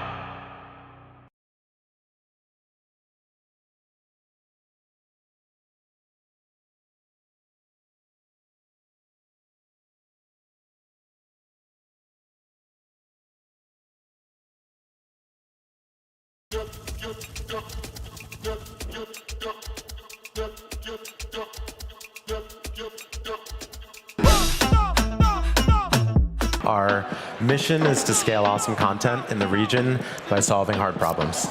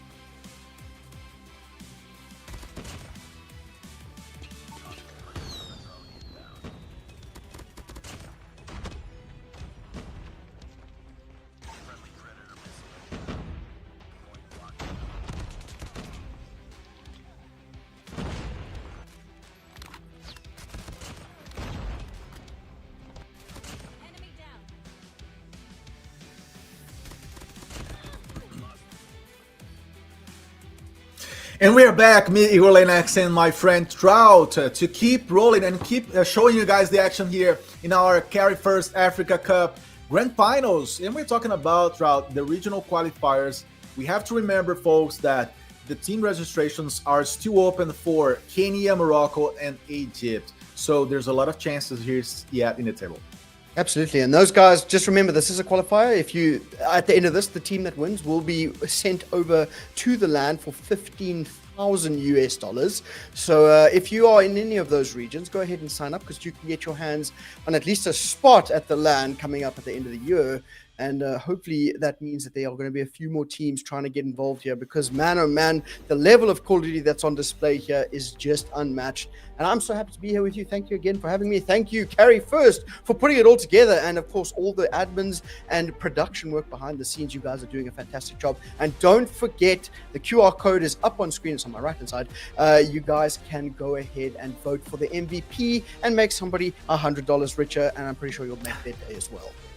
Okay, of course, their day, their night. You know, I'll be happy to eventually be also fighting for those dollars. Trout, we have to remember what is at stake here. So, using the time we have from this point on, we have to break down the prize pool, remembering that it's $15,000 all in all, including, of course, the regional qualifiers and also the LAN stage that's gonna happen all over the year. We are talking about, at this point, about a $700 prize pool divided into $400 for the champions and $200 for the runners-up, with an additional $100 for the MVP. So it is a very, very good prize pool regional-wise to offer to the teams. Of course, compensate them for all the fights, all the efforts that have been putting up to be here, as we already had a very comprehensive group stage. So it's a lot of teams we're talking about, Trout to be fighting against each other, and of course reaching the biggest spots on Africa Call of Duty Mobile. And the prize pool itself is divided into a $4,200 for the regional qualifiers, and we're talking about 6 countries, and also $10,800 just for the grand finale in the LAN event. So it's a lot of money. All in all, it's a lot of dollars, especially when you begin converting them to your local currencies, to the national currencies. So yeah, it's enough. It's more than enough to make you happy. And I mean, remember, guys, that Call of Duty is a free-to-play game. If you have a phone that can run games, that means you can get involved. It is truly the easiest to access in terms of esports. It's great. You can do it anywhere. As long as you have an internet connection, you have a decent phone, you can get involved here. So it is open to everyone, including several other African regions. I mean, everyone tends to think of Africa as South Africa, maybe Nigeria a little bit further north. But remember, guys, we've got Morocco, we got Kenya. We even have Nigeria on the list there as well. So get involved as best you can, get as many people involved, get the stream trending, both on TikTok and on YouTube. Don't forget to get involved there. Like you said, it's none other than Lennox, the man himself, who's been the international phenom here, joined by myself, Trout, the South African little man. But we're having a good time, and we have the second game, the losers bracket final, which is going to be Noxious Esports versus Devoid. And man, they've just been knocked out, right? You were speaking about, oh, excuse me, not to avoid Deadeye. We were speaking about how warm the team of Noxious Esports will be, because they've just been knocked into the losers bracket final, whereas the Deadeye Esports, which consists of Exodus, Toxicity, Squishy, a Yellow, and Zap, we have to wait for them eagerly. But I don't know if they've been warming up quite to the same level as this Noxious Eyes that have just had 4 straight games of Call of Duty.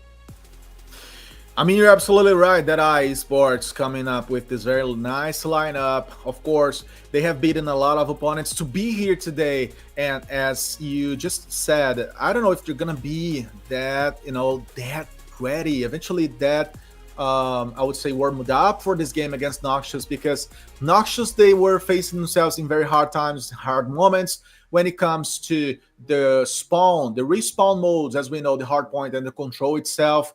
As we see them with Devoid, Avatar, Daddy, and Claps, along with Rai. Rai was a very good surprise to me, and some occasions appearing as the surprise guy, shaking things up and totally showing quality and dominating the field to help Noxious to step up. But clearly, it was not enough as a squad, because they were not able to beat CARRY1ST Esports to this point.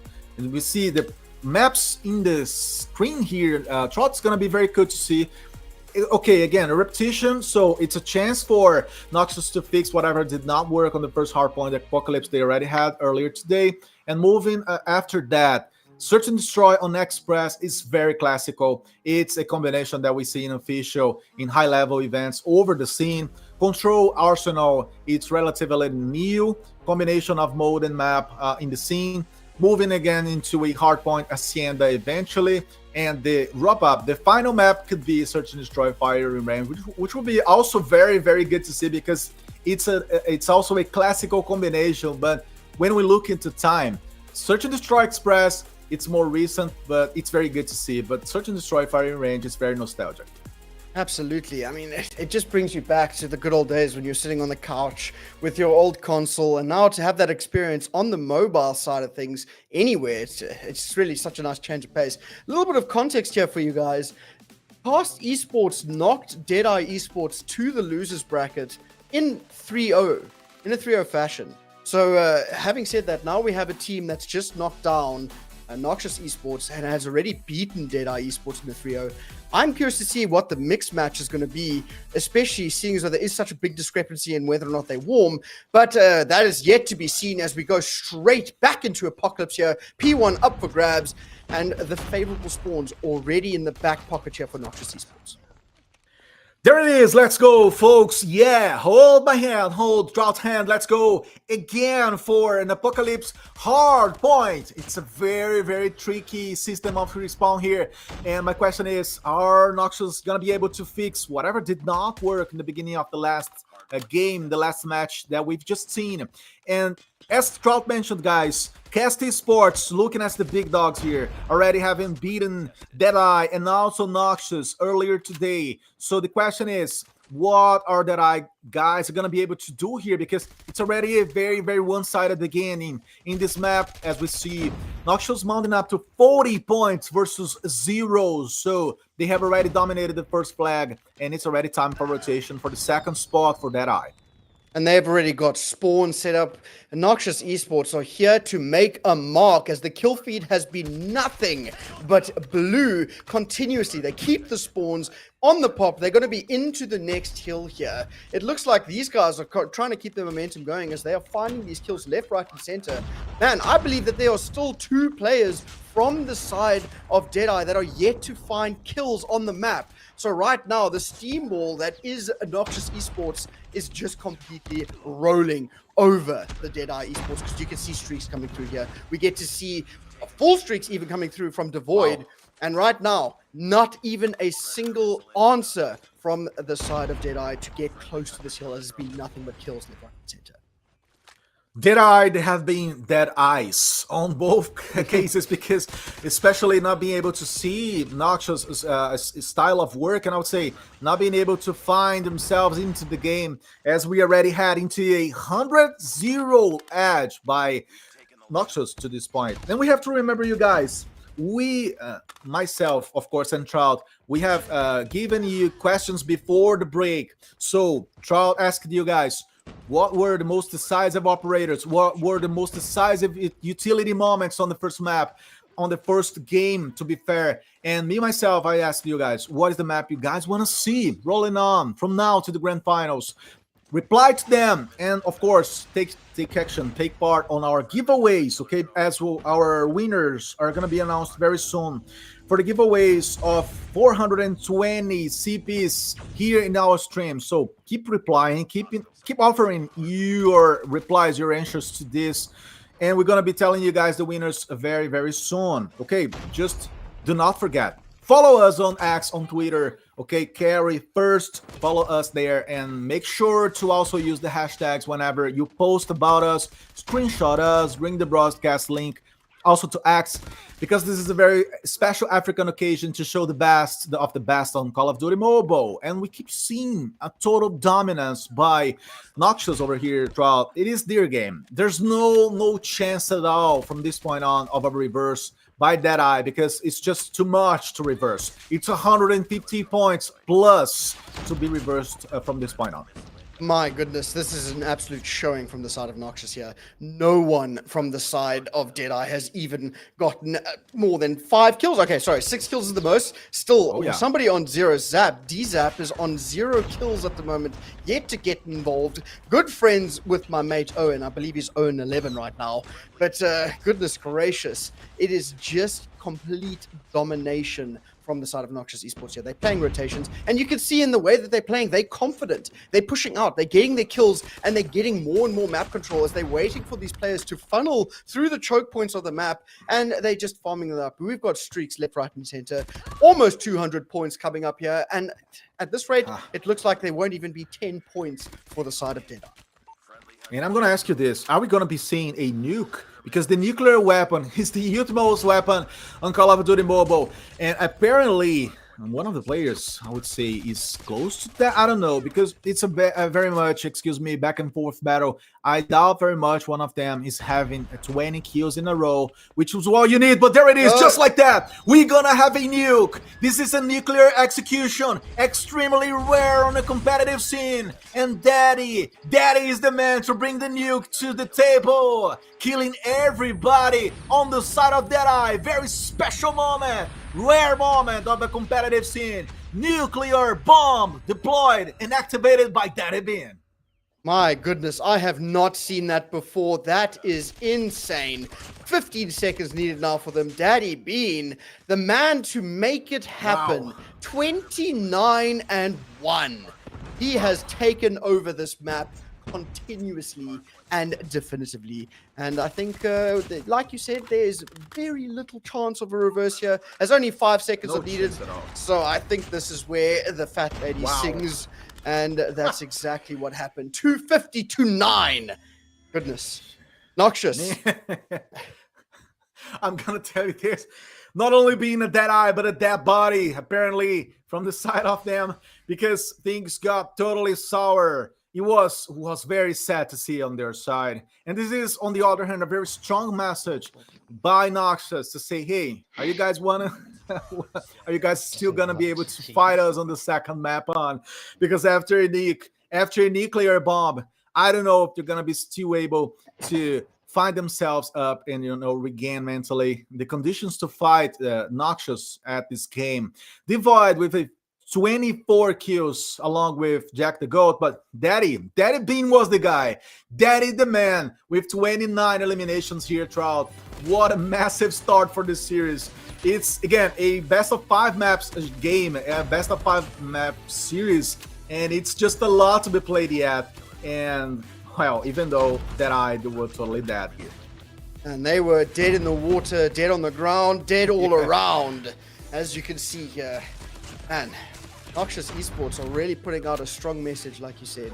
They are ready to get straight back into that grand finals where they want to have a good old rematch against the side of CARRY1ST Esports. But having said that, we are going to a different game mode. But normally I'd say that's a good thing, but we know how good Noxious Esports is against teams in SND, as it is where they really show their prowess in terms of teamwork, how they play, where they use their resources. Man, things are not looking great here for the side of Deadeye. Not looking great, and, well, what we can do from the chat position, guys, is hype it up, because Noxious, they got nothing to do with Deadeye's level of exhibition to this point, and they're gonna be doing all of that has been working for them. And I gotta remind you all, that we have a giveaway rolling. So if you wanna come and you wanna be the winner of a 420 CP spec, please do answer right now to Trout's question about what was the best utility moment so far. I guess now it's easy, right? After the clear bomb being dropped out, it's very easy to say what was the best defining moment so far in these 2 games, guys. Reply here to us. Okay, and X, you have to reply to this question, posting on X using the hashtags, which I'm gonna help you to remember at this point: CARRY1ST Africa Cup and CARRY1ST Cup. Okay, so our production team is gonna be putting the hashtag on the chat. You're gonna be able to copy them easily, and also tag the CARRY1ST profile on X. Do all that, okay, and of course reply to the question of what was the best defining utility moment so far, operator moment, etc., whatever you prefer to bring to X to be eventually the winner of a 420 CPs giveaway over here, Trout. Absolutely. Get involved and don't forget to vote for the MVP. That's also up at the moment. And right now, I don't think anyone else is more deserving than Daddy Bean as he dropped a nuke in a competitive game. That is, man, that is really something if we're being honest. That was massive. That was totally unexpected, I would say, for or by the Deadeye's fans. But again, Deadeye, they did not play. They were not there since the first seconds or minutes of the game. They were struggling to find themselves into rotation paths or even like killing more, trying to step over the flags. It was a very, very complicated and tough map for them to begin in this game. And Trout, we have to remember, folks, that this is a deadly game. This is a decisive clash in the lower finals, and they're gonna have to do more because we are stepping in, guys, ladies and gentlemen, into Express Search and Destroy with Noxious versus Deadeye. What is gonna happen here? It is a bomb mode for us. A different moment altogether here, as you can see the absolute pace coming out of Noxious here as they fly onto the point, trying to see if they can find these first bloods. And of course, Avatar round the back, massive flank play, finds the first blood, and he is behind more of these players, and he is playing with absolute confidence as he's shooting everything. His teammates are there to help him. Squishy left in a 1 versus 5 for but a second as the first round so confidently taken by Noxious. I'm going to tell you this. This is a level of exhibition that we did not see from Noxious against CARRY1ST Sports earlier today. And they are totally dominating again. Deadeye. It seems that the map number 1 is not over because they're just keeping the pace. They're keeping the quality and the damage itself. As we move into the second round, I have to remember you guys, please go to X now. And of course, post. Tell us what was the best decisive moment when it comes to utility usage so far in our championship in these 2 matches of today. Post, use the hashtags as I said before, tag CARRY1ST official profile, and let's keep engaging because there's a lot more to come when it comes to CP giveaways for y'all. We see a very tough round on the other hand for Noxious here, just with Devoid managing to bring 2 bullets. He's gonna go for a third one. Devoid from a distance in the cover spot. He's gonna try again with his Tundra. Maybe being attacked, but Devoid! 3K! This is what I'm talking about! What a bunch of nice plays by Devoid! Rolling up with his sniper on his hands and getting closer to the spot. He's gonna have a tough moment against 2 opponents at the same time, and Nightmare was the one to take him down after a magisterial pack of kills. Devoid is the guy when it comes to snipers. He will be the special sniper MVP in this competition if we had this category alone here throughout. What a moment by him. Absolutely. He nearly got the 1v5 there. It was so close. If he hit that first shot onto Yellow in the tank, or into the train, excuse me, and Devoid just carrying it on with that sniper. He knows where to look. He has the angles covered. And I think that round was a little bit of a bully round, or tried to be a bully round coming out of the side of Noxious here, but they got punished for it. But now they seem to have slowed things down a little bit more. Zap finding another, but still a 2 versus 5. Now shots looking shaky. And Devoid closing things out. And when they slow things down just by a fraction, it appears that Noxious have this game under lock and key. We have to remember that it was precisely on Search and Destroy that Noxious, they made their way into winning a map earlier today against CARRY1ST Sports. So if there's any chance, if there's hope, if there's a window of reverse here, this window is precisely the Search and Destroy. And this is where Deadeye are doing their best so far into this game. So they should seize the moment. They should totally dominate the map and try to reverse this one against Noxious. But we see a very, very one-sided round again for a 3-1 split now. And this first half is looking so solid on the side of Noxious, isn't it, Trout? They're defending, and even so, they're managing to dominate the pace. They are like locking Deadeye up in many spots of the map, not allowing them to plant even. I have not seen so far the C4 down to the ground and, putting pressure against Noxious at this point. Absolutely. And here we go. The aggression coming out of the side here of Noxious. It's just instant. You blink and the round is done. It's just like the moment the kills start coming, they don't stop. 4-1. And Noxious, they are here to prove a point.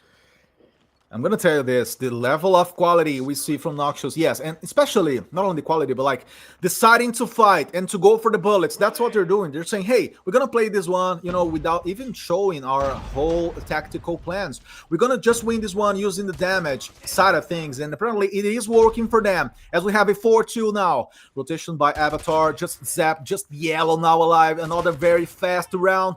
Daddy the man, killing him with a double pack of kills. 5-1 split. This is totally unprecedented. And again, is Deadeye gonna do something? Are they gonna be alive? Let's say this way throughout the rest of the map. Oh, they need to wake up at some point, but right now, like you said, it is just a game of TDM. This is an S&D. You can see the side of Noxious getting aggressive. Daddy Bean continuing his streak. Nightmare finding 1, Nightmare finding 2, but eventually taken out by the sniper behind Devoid. And here's Zap trying to make it happen. But again, it really does feel as though the side of Noxious, all they're doing is playing confidently, getting these kills, lining them up. Squishy now left in a 1 versus 3. Things are not looking great here for the side of Deadeye. Squishy is gonna have to try. He lucky! Wow! Rai was the one to take him down. Very nice bullet, delivered specially and customized to his eyes and saying, hey, are you a Deadeye? You're gonna be again a Deadeye. Take this bullet. And there it is. We see a match point, a game for Noxious being wrapped up here, 6-1. And guys, again, go to X. You do like this level of quality on CARRY1ST Africa Cup, so go to X now, post, engage, do everything I said before. As we see Express being totally finished, we're gonna have just Squishy and Zap to fight against 5 men from the side of Noxious, and the bomb is already in the ground, and Zap is gonna be against 5 guys. It's gonna be the battle of his life. I don't know if he's gonna be able to do something. He tries with the Razorback, a totally off-meta weapon. 7-1. This was a massacre. Noxious going up for 2 Neon maps, rolling out against Deadeye so far. And that was an absolute bloodbath. TDM on defense, and when they have attack, they simply put the bomb down and then play TDM again. So it really does look like Noxious is here to prove a point. They want to get back into that grand final as quick as possible. At this rate, we're not going to have much time to get involved with those questions, so go and get involved on X, like you said, and vote for the MVP, because right now it has been back-to-back maps where Daddy Bean has taken over. And we're going into an control. So it is the mix between the two, but if we're looking at how things have been going, the mix between the two means nothing but bad news for Deadeye. Wow, what an exhibition, and Daddy being the daddy here with 12 eliminations, being the guy, and totally massive. But so far, Deadeye not finding themselves into the game. They're not in there. They're not deciding and being, I would say, dangerous, even slightly dangerous against Noxious, making this game totally one-sided. So I don't know if we're going to be able to see something from Deadeye into the control mode. But before that, we still have the replays footage nicely produced by our team. As I was saying before, guys, do you like this level of production on CARRY1ST Africa Cup? So if you love it all, just go to socials, engage with us, so that we're able to have a second edition futurely, because these are just the regional qualifiers, and there's a lot of gaps here to be filled on, as we have just seen that they have not been up to the challenge. They have not been showing the quality they need to show to respond to Noxious throughout. And I'm already beginning to see a grand finals here between CARRY1ST Esports and Noxious again. It's going to be eventually a repetition of the first game. Absolutely. And I think the point that we need to cover here is it might be a bit of a skill gap, right? These guys are good, and they can certainly shoot back, and I assume that they do very well in the ranked game modes. But at this level, where you take it sort of semi-professionally, you need to be the best. And at the moment, Noxious, they are the best, and CARRY1ST Esports are waiting for them, and they are watching this and probably thinking, wow, that just means that these guys have had a massive confidence boost in the losers bracket. They had 2 maps of Call of Duty back-to-back, going straight back into the grand finals here, as we go over towards Arsenal for a control. And man, I don't know, if you CARRY1ST Esports, what would you do in this situation to prepare yourself for how Noxious is currently playing? Because I mean, you've already beat them, but at this level, this must be a massive confidence boost. Do you think it's going to be a little bit different, or do you think they're just going to stick to their guns and rinse and repeat? I think CARRY1ST Esports, they are very much conscious about what they need to do to beat Noxious again. And Noxious, they cannot, on their side, be so overly confident because of this result against Deadeye, because there's not a lot coming from Deadeye also. So Deadeye are not being a very, I would say, consistent contender, and they're not showing us what they're up to. They're not showing us any individual high qualities so far, unfortunately, I have to say. And also, as a team, they're not producing responses. They're not reinventing themselves. So it is surely the case of a very much clear difference of level between both sides. And I'm expecting for another victory from Noxious.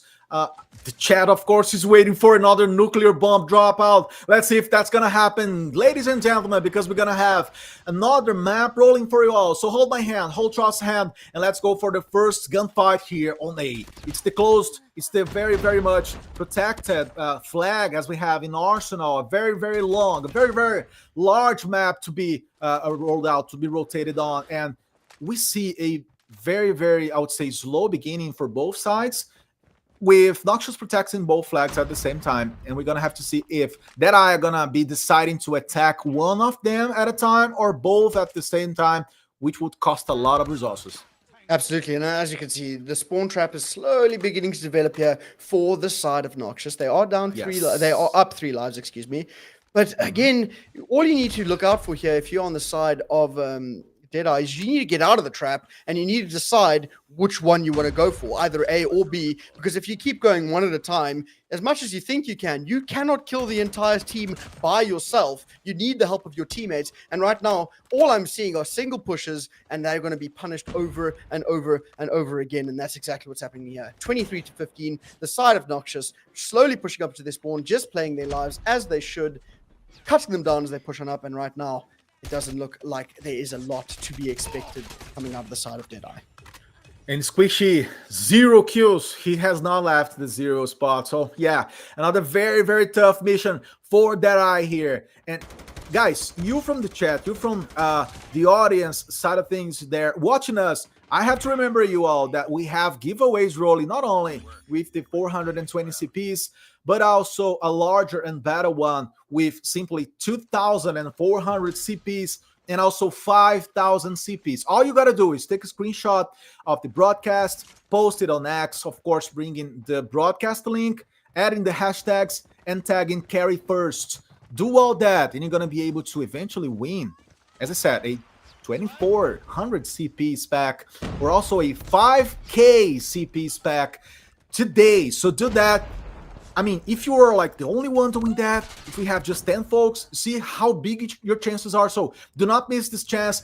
Go to X now and post about Africa CARRY1ST Cup. We have the third chances here on Deadeye side. I mean, it's their third chapter on this whole series, and they got to do something. They got to build up pressure. They got to go for the B. As we already see Noxious dominating that spot. And it's too late, Trout. It's already captured. So for Deadeye now, it's all about protecting the A. Since they are the defensive side, they're gonna need to protect the A, but they are not even able to trade. They cannot deliver bullets. What is happening? Yeah, at the moment, it looks like a little bit of a ducking and diving out the point here from the side of Noxious, as they're trying to keep them as far away as possible from the point. Here comes some more streaks. Into the spawn we go. He finds one, but Daddy Bean is there to follow it up with a double of his own, and onto A we go. 25-12, only 5 deaths being conceded by Noxious. These guys are really just putting on the blender, like we said. The spawn traps are here, and I think it's they're trying to get back as to what casted to them on the control. They were just being put into the blender over and over again, especially with the spawn traps, and they're showing that they could do it too.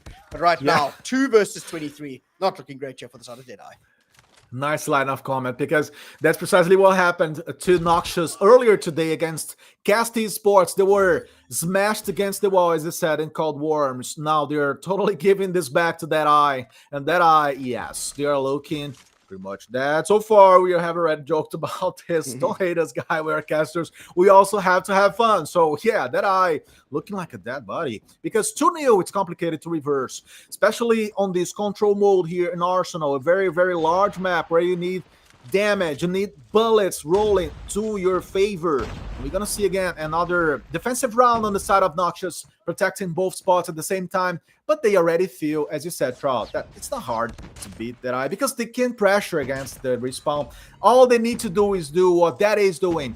Daddy being bringing, of course, the Sparrow. It's a very nice area denial operator as well. And just like that, again, Noxious, they got half of the map. They also pressure Deadeye against their own respawn. So I don't see this coming for Deadeye. And we must sound like a broken record to chat because we haven't said anything different for the last 2 games because there hasn't been anything different on show here. Rive just playing these head glitches. You can see even the level of movement is different between these 2 teams, right? Playing the cover, moving from one set of cover to the other, just playing to your strengths. The side of Noxious here, they are just completely steamrolling. I don't even know what else to say at this point other than the fact that they are so far in their spawn. They're pretty much putting up a tent there, making it their home, their own spawn. 4 versus 24. Things are not looking great here, and I think that's going to be all she wrote in a swift 3-0, setting up the side of Noxious to go straight back into the grand finals here, as Squishy, last alive, gets taken out. 3-0 in the control, 3-0 in the series. And Noxious really wanted that grand final spot, and they have it waiting and ready. Is going to be Cast Esports. Remember, it's going to be a best of 7 with Cast Esports with a 1-0 lead in terms of map count, as they did win the winners finals. So we have 6 maps of Call of Duty potentially up for grabs here. But man, get involved in Twitter, get those questions answered, and Lennox, take us away here. What is your thoughts on this game? What do you think? If you're in let me put it to you this way. If you're in the shoes of Deadeye, you just got completely thumped. What do? Do you go back to the drawing board, take this loss on the chin, or what is your advice to this team that has just been taken out so brutally? Listen, if I'm a Deadeye player now, I'll just uninstall the game. I'm kidding, guys. Don't do that. I'm kidding. Do not uninstall the game. You were great. Keep pushing. Keep fighting. Keep training. I'm kidding. There was just a humor moment. But again, if I'm Deadeye, of course I need to talk to my squad. I need to rebuild things. They were having a tough time from minute 1 onwards.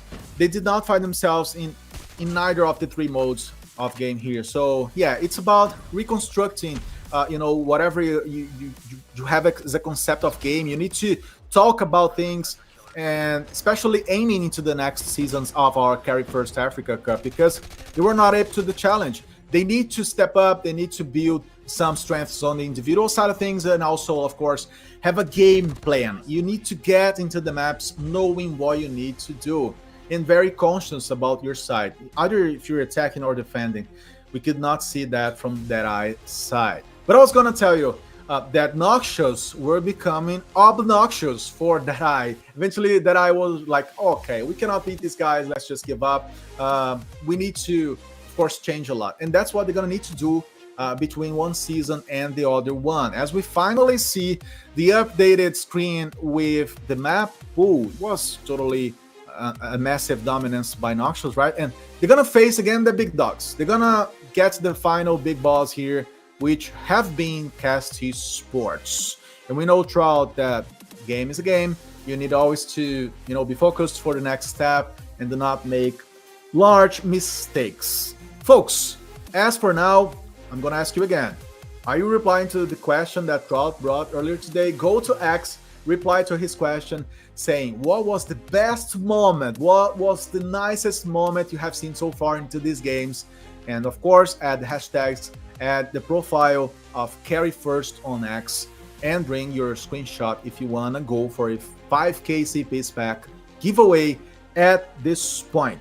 We're going to have, of course, our break, but be with us because we're gonna have a nice ad to show you guys, special produced by our team. So let's roll it. We have a double CP event, as I was saying, Trout, with simply 2 chances, 2 chances of earning here today, as I said before. So twice CP packs can only be redeemed once per item across platforms. Claim yours on CARRY1ST shop for the best price. You can just go right now. It's a very easy website, or our URL as well, shop.carry1st.com, to have your chance of earning some CPs, which is a very special moment and occasion always, right, Trout? Absolutely, man. You got to get involved, guys. It's completely. You must also remember the game is free, so you can do it right now. If you have your phone, if you're watching on the computer, you can just get involved, download, go onto the website, get answering on the questions in terms of the question that I posted a little bit earlier on Twitter, and get as much engagement going as possible. Get the stream out there. The more people that see this, the only thing that can happen is it can get bigger. I mean, we've already got an international caster here from the side of Lanix, all the way from the States, working with myself here in South Africa. If we're talking about a large audience, I mean, we've already reached at least a reasonably large one, and it can only get bigger. So go ahead, get involved, answer all the questions you can. Get as much engagement going as possible. We're going to go ahead and jump into a break here for a little bit, and we'll see you guys very soon. Don't forget to vote for MVP. The QR code's on screen and the link is in chat. We'll see you in a little bit.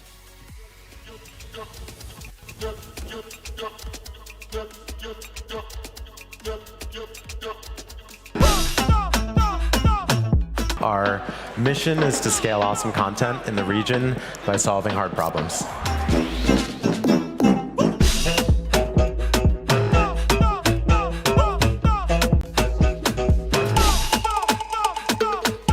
With Africa, now it's positioned to be a major player in the mobile game space. Me and CARRY1ST have decided to partner up once again.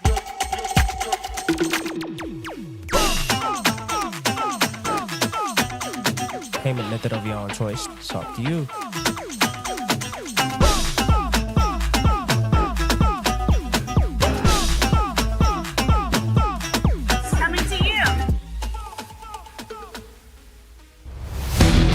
The CARRY1ST Africa Cup is here in grand style. Are you ready to compete for a prize pool of $15,000 on Call of Duty Mobile? Strap up as we take you through the journey. The tournament is only available to the following countries: Nigeria, Ghana, Kenya, South Africa, Morocco, and Egypt. Get ready to compete and represent your region. Here is the roadmap.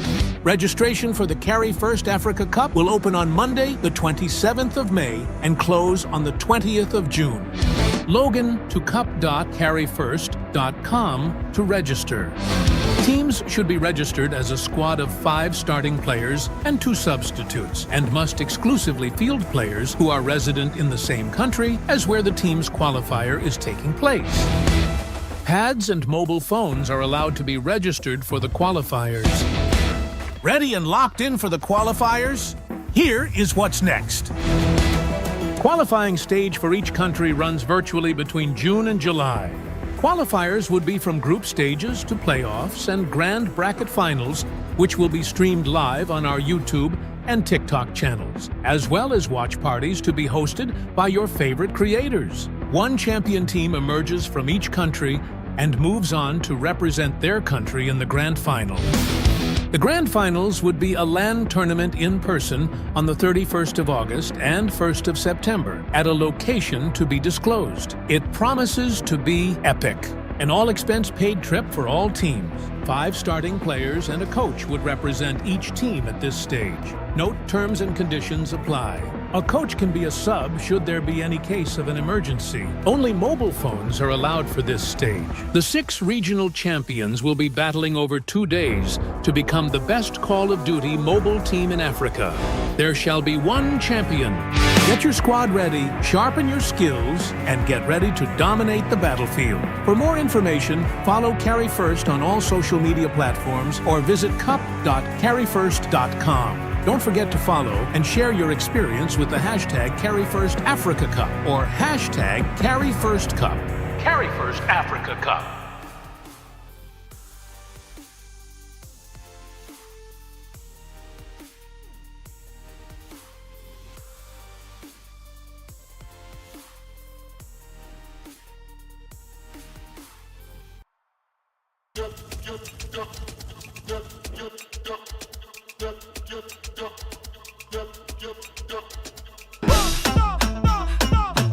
Our mission is to scale awesome content in the region by solving hard problems.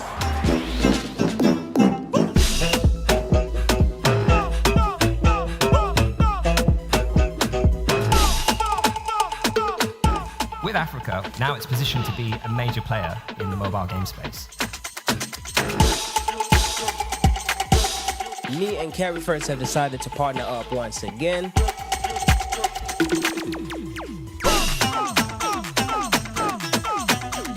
Payment method of your own choice. It's up to you.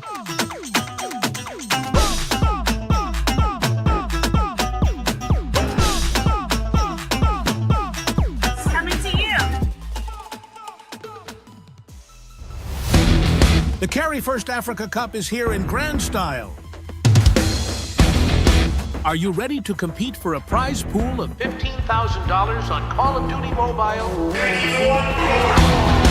Strap up as we take you through the journey. The tournament is only available to the following countries: Nigeria, Ghana, Kenya, South Africa, Morocco, and Egypt. Get ready to compete and represent your region. Here is the roadmap. Registration for the CARRY1ST Africa Cup will open on Monday, the 27th of May, and close on the 20th of June.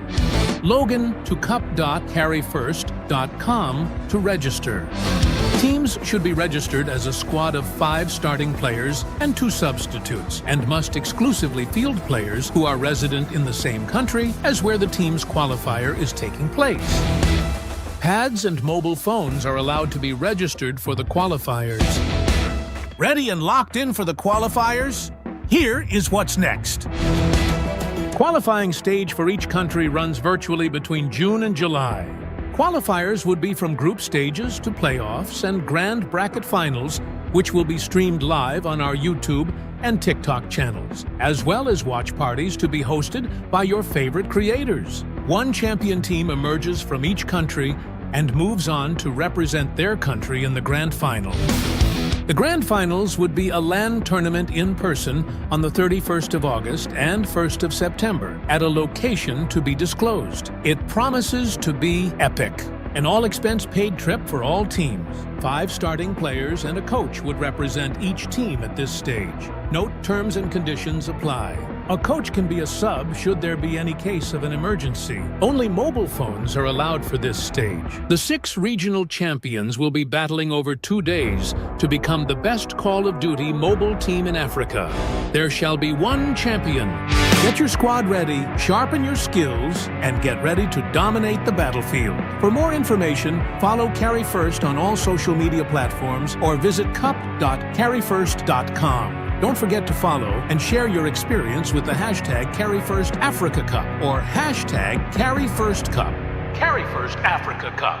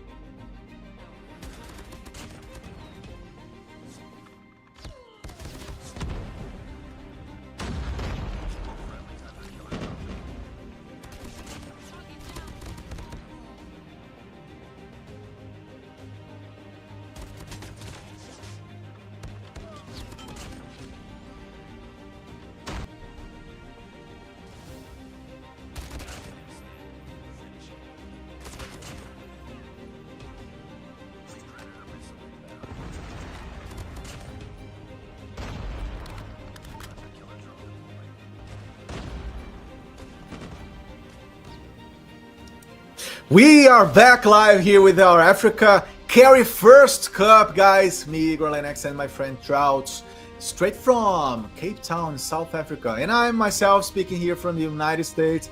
So, my friends, it's time for us to see, finally, the grand finals in our regional qualifiers of South Africa, right, Trout?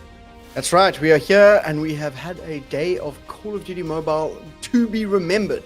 Started things off with the winners bracket finals, which was won by CARRY1ST Esports there in a 3-1 fashion, knocking Noxious down to the losers bracket where they took on Deadeye, and that was a bloodbath for the side of Deadeye there as they got taken out 3-0, and I believe it was 250-9, 7-1, and a 3-0. So yeah, they got absolutely minced. But again, it is the rematch of rematches. It's going to be a best of 7. We have the maps up and ready for you guys. It sadly isn't a graphic, but it doesn't matter. We have them locked down in our brains. And man, it's going to be a good time. And this is, like we said, a rematch of the winners bracket final. And we know that CARRY1ST Esports already took the crown there. Will they be able to do it a second time already with the 1 map advantage? So it is first to 3 for them, at least. Yes.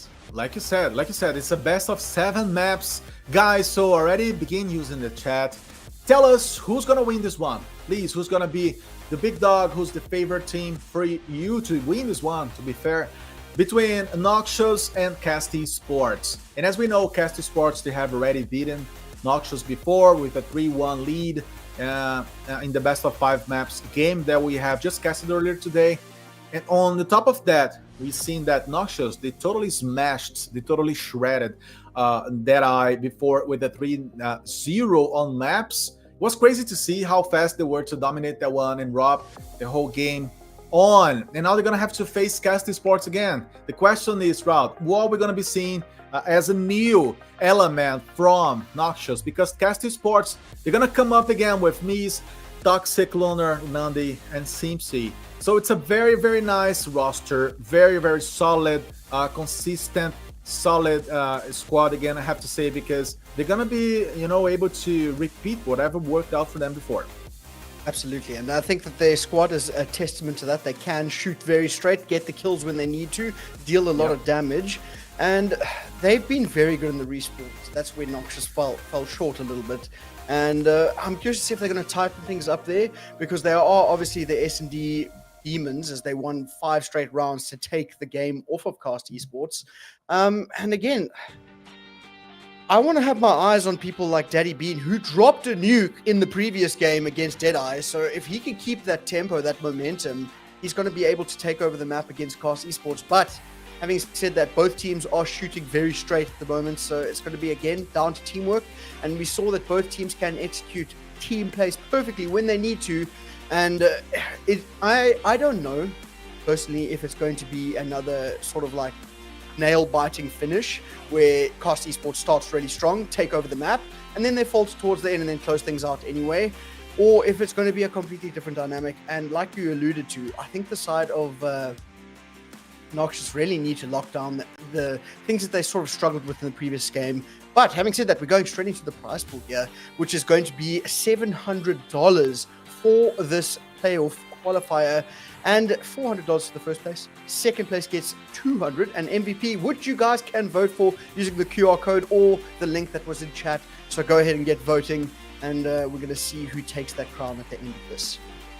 Precisely, and our production team are gonna totally pin the link, okay, so that you guys can vote again in the MVP player, as we have just shown.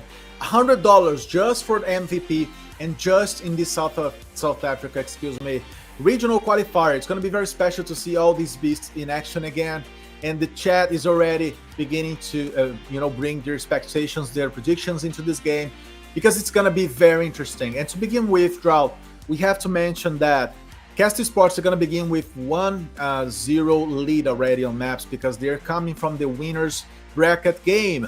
They're going to be already ahead, so they're going to be confident, trying to impose their own pacing. And we're going to go into Hardpoint Summits to talk about the maps a little bit more, guys. We're going to have a rotation that is comprised of Summit on the Hardpoint, followed up by a Takeoff on Search and Destroy, Control Mode, Rolling on Raid, and another Hardpoint coming into Apocalypse, potentially going into a Seaside for a search and destroy. Is that it? And finally, we're gonna be seeing it Tunisia as the map number 6. So it's a very cool rotation, composed, I would say, throughout by like old maps and also new maps. And I'm very eager to see how the teams are gonna be settling up for this one. Absolutely. I mean, speaking about how rotation came into play in that first game, right? We're loading straight into Summit here for the first HP. Rotationally, both teams showed off that they can do it very well. But if we're playing on break-heavy gameplay, Carry first. You see, my brain is so happy with this production that we got together. It's all I can think about. Yeah. But Cast Esports, they were so good at breaking. But we're going to a different map. As always, the first hill is always chaos, and people try to get as many kills as quick as possible. And at the moment, it looks like it's going to be the side of Cast Esports that are going to be able to break the point quite consistently, as Toxic starts things off with a nice 3-piece, make it a 4-piece, as he is taking over as best he can. But time ticking over for the side of Noxious.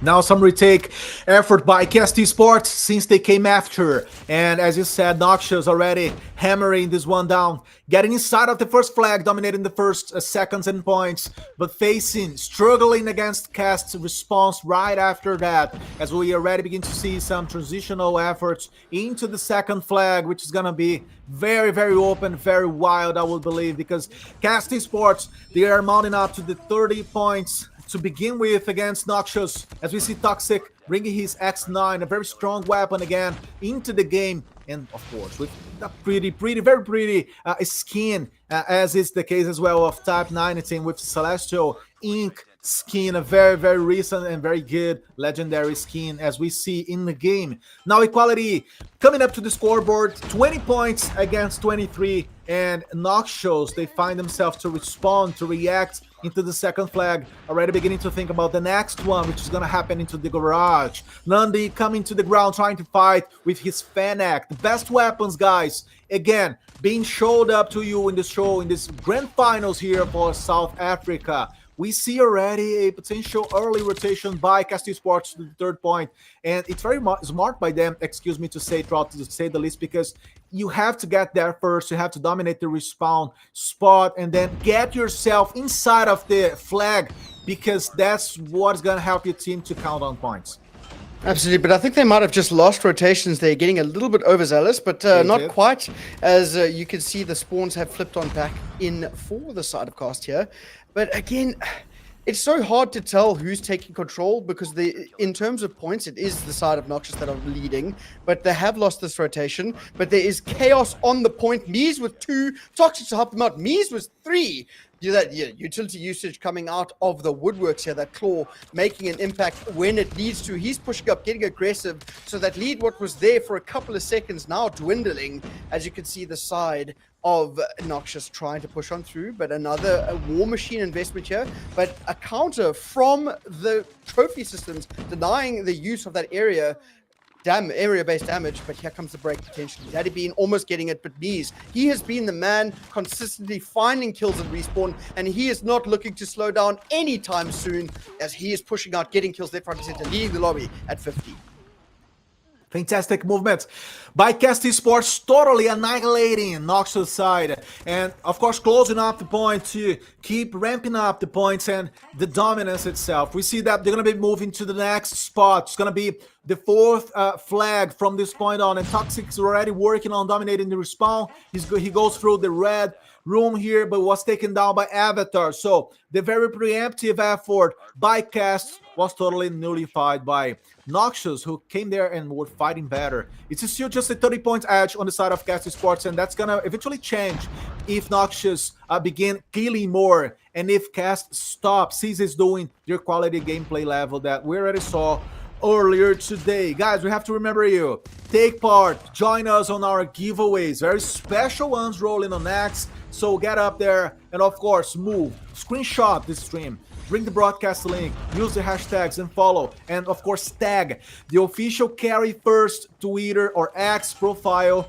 to have the chance of being the winner of our very special giveaways.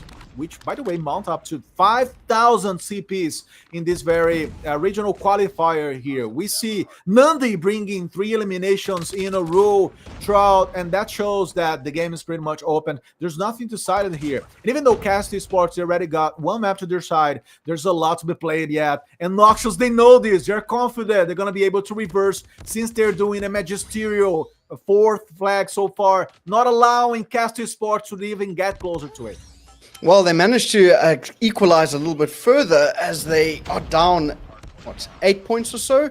But you can see the team slowly pushing through here, trying to get control of the com side of the map, trying to lock down the spawns and deny as much time as possible here. But you can see a lot of utility usage being brought up from the side of CARRY1ST before getting taken out. But you don't even need utility when you have Nandi and Mies simply shooting everything around the point. Contest is in, kills are even faster. CARRY1ST locking it down, looking towards the P2 with 30 seconds left here. And just when you think they're out of it, they don't have anything in their back pocket. They just seem to get the kills when they need to. Find the time, looking for that rotation here. The kill feed still very, very orange. It looks like Noxious struggling in the kills department as Mies is just leading the lobby by 10 kills. Make it a little bit more than 10 kills, 12 kills, as he's currently 28 and counting. Yes. And it's very good to see Nandi rising up to the occasion and helping the team a lot on kills. Mies is already at the 3rd kills spot, so what a player. And so far, CARRY1ST Sports having this 60 points edge against Noxious, making things very, very hard for Noxious, and almost reproducing whatever happened in the first map, first clash and encounter between these two teams. It's a very nice margin already as we move deeper and deeper into the second round of flags, as we see CARRY1ST Sports creating a very good I would say margin of points to put against Noxious. So the pressure is mounting up against Noxious from this point on. My friends, we have to remember that we already have winners for the 420 CPs giveaway and the 880 CPs as well. So congratulations to Scarface winning the 420 CPs giveaways today, and Erdna Beats winning the 880 CPs. That's to show you guys how much we're like putting into the table. We're not kidding here. We're doing the best CARRY1ST Africa Cup of Call of Duty Mobile we could and we can from now on. And this is just the first regional qualifiers. We're gonna be talking to you guys for the next 5 Sundays, so do not miss the chance. Go to X now, enjoy, engage us with our giveaways as we see. By the way, a very engaging CARRY1ST Sports rolling into the 3rd flag in a row, and they're like totally reversing this one against Noxious. They're not allowing, to be fair, Noxious to come to the game as they bring 2 operators at the same time. A War Machine on the hands of Lunar, and also Toxic being the one to use his own operator with Miss, also doing the job, doing the damage, dealing whatever he needs to inflict against the Noxious to dominate this one. Absolutely. I think all that CARRY1ST is doing very well here is once they rotate, even if it's a little bit later than what they'd like, and they do get a setup, they manage to hold it for a good couple of seconds, keep the players from Noxious Esports out for as long as possible. And if they continue to do that, they'll just grow their lead further and further. As you can see now, they're about to crest 200 points. That means that they can comfortably walk towards the next hill here, finding kills on the rotation. And it's all up to one of the players, that being Ryan in the back here, to stay alive for as long as possible. Lucky his teammates are there to help him out. Killfeed going blue for a moment, and that looks like the boys in blue will be able to find a little bit of map control here. But as I say that, the break is in from Toxic and Luna as they simply bully their way in through, looking for these spawn kills, but the shot's too quick from Jack the Goat. But even though the spawn kills are there, it was still time ticking over for the side of CARRY1ST Esports here. So you can see they have to try and get a little bit more aggressive, that being Noxious, if they want to get back into this game, as they are still down 80 points or so, and they cannot rely on picking up scrap time other than looking for full 60s when they can. That's something you said that was a brilliant line of comment, which is both sides are being able to, are managing to kill during the rotation, and that's to show how dynamic this map has been, with potential reverses Also coming from the side of obnoxious. Are they going to be obnoxious to CARRY1ST Esports? That's the major question here. We see now the margin being melted down.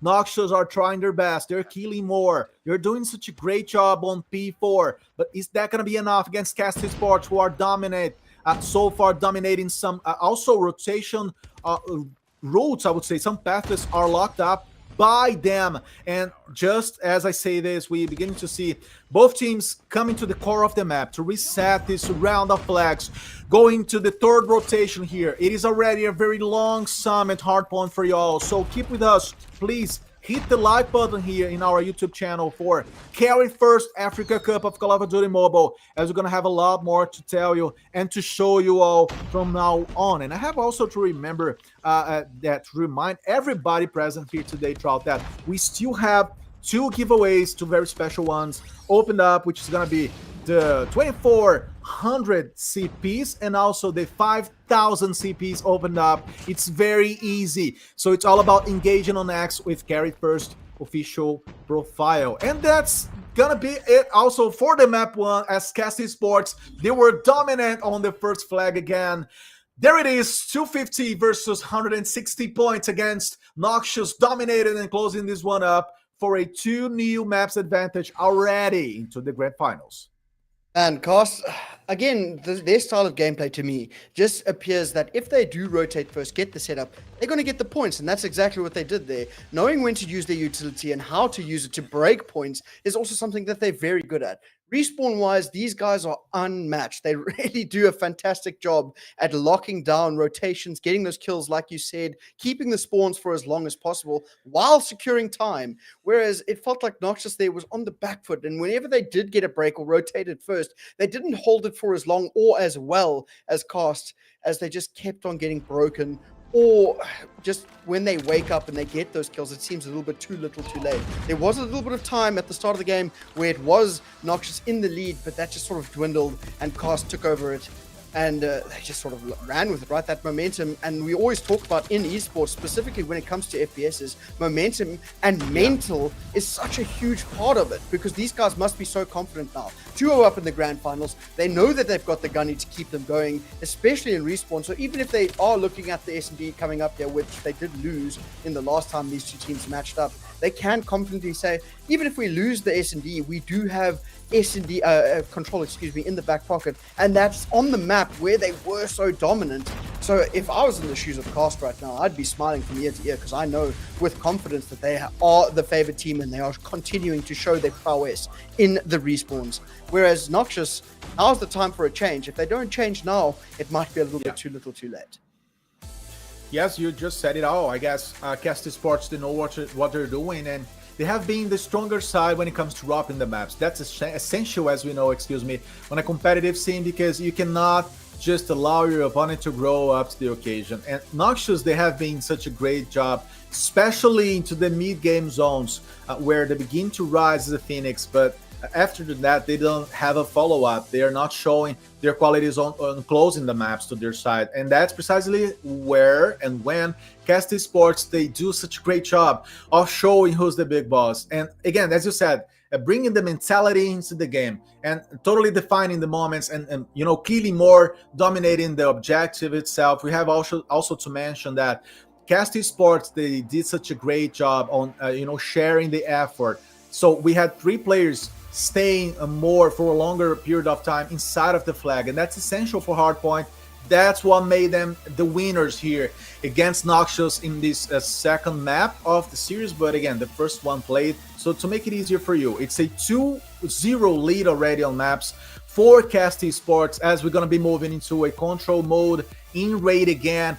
And I have to remind you all, to be fair, Trout, that, and I'm going to remember myself as well, of course, forever this match, because raid control was already played by both sides. So they know what they need to do.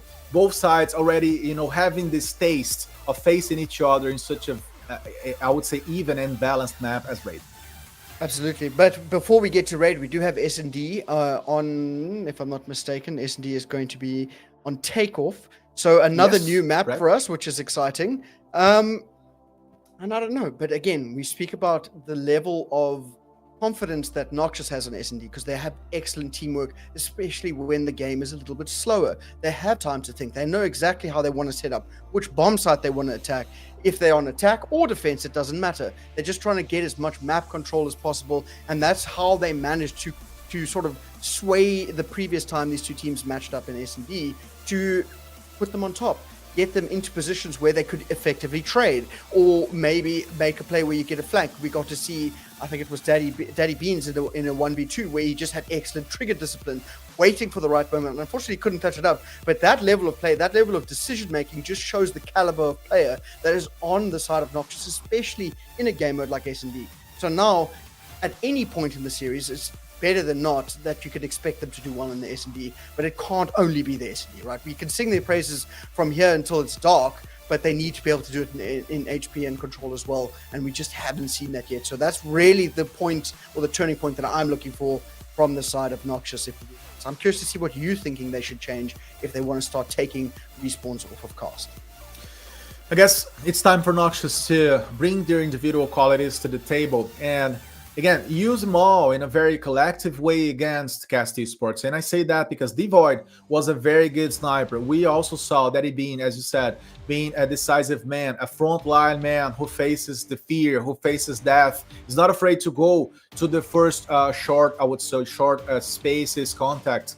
And on the top of that, we have seen also Jack having the trigger discipline. So this team, they are ready. They have the elements. They just have to be more decisive and rock better the maps. It's something that is missing for them, especially on the second half of maps so far.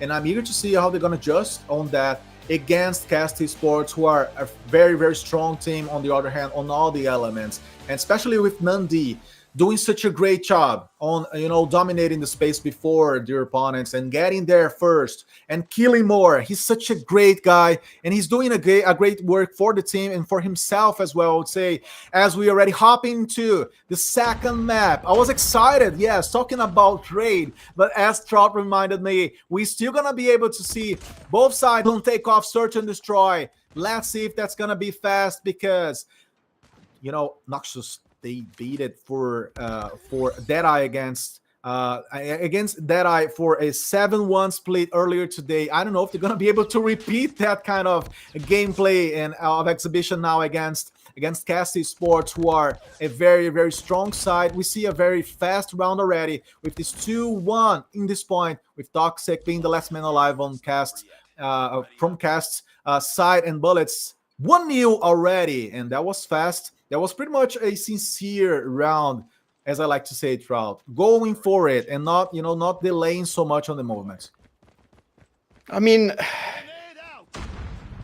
it messed me up a little bit here because the colors have changed, but that's not really important. But again, you can see when we're talking about how the side of Noxious closes the space, especially around close combat sections where they try to find those first bloods, specifically here along this edge, you can see Avatar picking up exactly where I believe the person Luna was down to a bullet there with the help of Rye. The small things like those baits and switches where they're playing around each other is the difference maker in S&D, because you have to play around those trades. And I really do appreciate the level at which Noxious plays around one another, as opposed to the side of CARRY1ST that really leans more towards shooting really straight, which is exactly what Simpsy can do, but you can't only rely on that. He does find a double. Daddy Bean trades it out. It's all of a sudden a 3 versus 2, 3 versus 4 in favor of CARRY1ST, and now you just have to play the clock and wait to see if you can deny that bomb plant. But again, these with another marksman shot there, getting a couple of more kills,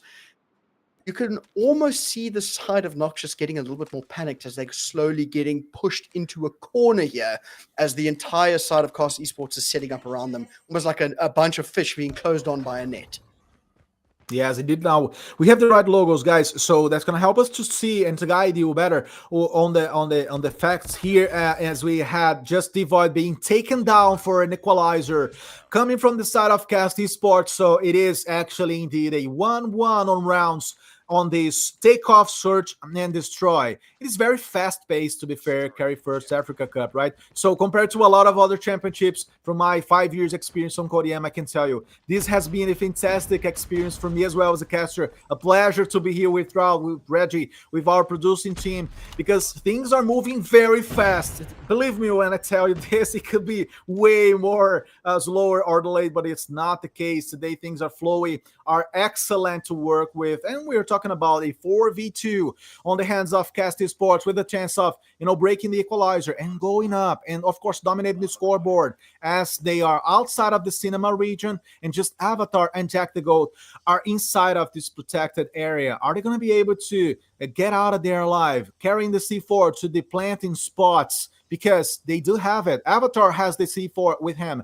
He's just, you know, pretty much afraid, or I would say word, and looking at the window, trying to get out of here somehow fast enough to still, you know, be the offensive side and bring the bomb to the ground and activate it, which is what matters for their side. Nandi is using, of course, this upper region. He's very smart into the stairs. He's gonna be the first one against Jack, who was smart enough to get out of there and move out of that spot. Also a live Trout. A very long late moment of this third round. Slow and steady wins the race, but you need to get that bomb down if you're in the shoes of Noxious here. They do have it in hand. The C4 slowly working its way on through. Timing not there for Jack the Goat as Nandi draws the blood. Avatar left in a 1 versus 4. Finds one, gets traded immediately. And now we are up to, is that 2 or 3-1 for the side of, 2-1 for the side of CARRY1ST Esports here as they find 2 rounds in a row. Oh yeah, 2-1, as we see CARRY1ST Sports doing what they need to do on Search and Destroy, right? Let's remind y'all that they have lost for Noxious on the first time these two teams clashed against each other earlier today. And surely CARRY1ST Sports now, they know that they have to be the offensive pace inside. They have to put themselves out there and, like, of course, impose their pace against Noxious to not allow Noxious to grow up to the occasion and get back to the game. Because Noxious, they know how to do that. We have seen this multiple times so far on the whole competition, and today as well. We see now that CARRY1ST Sports, they have 1 man down against Noxious in this round number 4, as Daddy Bean is trying to rotate in the core of the map. Toxic is also out there. It's going to be 2 men on the side of CARRY1ST Sports to try to prevent this plant or fight after it, which is precisely what is going to have to happen from now on. They're pretty much far away from each other. I would say do not split like that, you know, Simpsy and Toxic. You guys have to walk together. You guys have to be almost holding each other's hands to try to respond to this moment of Noxious, since they are pretty much dominant and confident, surrounding the bomb side area, as we see already some level of utility being brought up to the table. Simpsy rotating, taken down by Avatar, so it's going to be hard for Toxic as he's in this clutch situation against 3 opponents. Daddy Bean out of here, yeah, already marking him with this nice line of fire against Toxic to bring the equality to the table. So it's going to be a 2-2 now, Trout. To make things even spicier, I would say that Noxious, they have grown since the last match to here, and CARRY1ST, they're trying to digest it. Absolutely. You're going to have to be able to counter exactly what Noxious is doing, and that really does play into the idea that Noxious knows exactly what they want to do on the map. As you can see, they decide where they want to put their resources, and then they commit to it. And it's a very hard sell if you're on the side of CARRY1ST, if you want to try and counter that. Of course, it's going to be Daddy Bean just tagging up players in the mid-map, trying to see if he can get a pick somewhere. But Simpsy draws the first blood, leaving everyone in a 4 versus 5 situation. But Daddy Bean playing his life, getting a little bit mixy with his movement. But again, you have to wait for these players to make the plays or maybe make a mistake. And at this stage, it does look like the side of Noxious has made the mistake of overextending, as Simpsy sort of walks his way through the mid-map, gets a double kill. Daddy Bean left in a 1 versus 3, not for much longer, as Toxic cleans it up. And it's moments like that where you realize every round is really unique, because one mistake of overextending from the side of Noxious allowed an opening where it was Simpsy who got through the mid-map, got a double, and then the round was turned on its head. They take the round in the end, and now they need to look for a bit of a rinse and repeat, find the chinks in the armor that is Noxious Esports, and they can sort of capitalize around that. But having said that, Simpsy, he is playing out of his skin. Another first blood for him.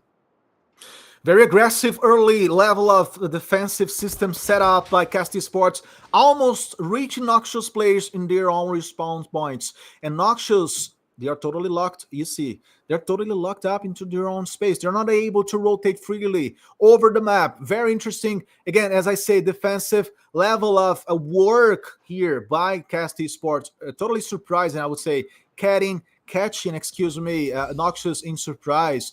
And they try to fight, even though you see Daddy being dominating and killing Miss. We're gonna be seeing a little bit more of a rotation now from Arai trying to open his scope with Tundra, the best, surely the best weapon we have these days into the meta in the game.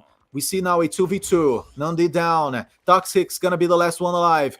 He's gonna have to try to, identify where the guys are, because R, confusing me with my words here, he was the last one to kill the opponent, and we again have an equality here throughout 3v3. It's a very tough game, right, for both sides. I'm saying CARRY1ST Sports, they thought that they were gonna be able to, be totally strong on this one, but Noxious, they were reinventing themselves. I love this kind of adjustment from one match to the next one. Absolutely. And I think the one thing that the side of CARRY1ST does very well is they consistently get the first blood, but then they struggle to convert it because they normally get into the point, maybe make a bit of an entry here, and that's exactly what's going to happen as we get to see a change, as it's going to be the side of CARRY1ST on attack here. Daddy Bean playing pixel angles, getting kills, evening things up at 3 apiece, but B looking like it is completely open. So if the side of CARRY1ST Esports makes the idea or makes the decision to rotate over towards B, it'll be uncontested. But Simpsy is finding kills around A, so it looks like they're still trying to get things done on this side of the map. It's still a 3 versus 2. Nandi getting a bit more aggressive to see if he can find some good timing. Unable to get exactly what he wants, but as I said that, I eat my words. Unable to finish the kill, and he's going to be punished for it. If you're not able to finish your kills, you will be traded. So what was looking like a fantastic play there for Nandi sort of crumbles beneath his feet. Now it's 2 versus 2. Make it a 1 versus 2, as it's just Simpsy left in a 1 versus 1 as he finds Daddy Bean. Now, Rai versus Simpsy. What will the timing look like? Yeah, Simpsy coming slowly, open out in the open, taking right down. There was, yes, the case of a nice pixel angle that he had, getting there before his opponent for this 4-3 advantage now for CARRY1ST Sports. What a nice game. And we surely can say that Noxious, they did not do a very good job when they were the terrorists, when they were like offending in the offensive side. They were like mostly catching the rounds out of some nice tradings and the bullets. Of course, they also play a role, but like I would say the CARRY1ST Sports, they're looking to me as a better offensive team so far because they know what they want to do. They're investing hardly and heavily, as we can see into A, for example, right now. They were like circling the B in the last round, but they are quickly changing their level of decisions here as we see that they're like already expecting for a breach.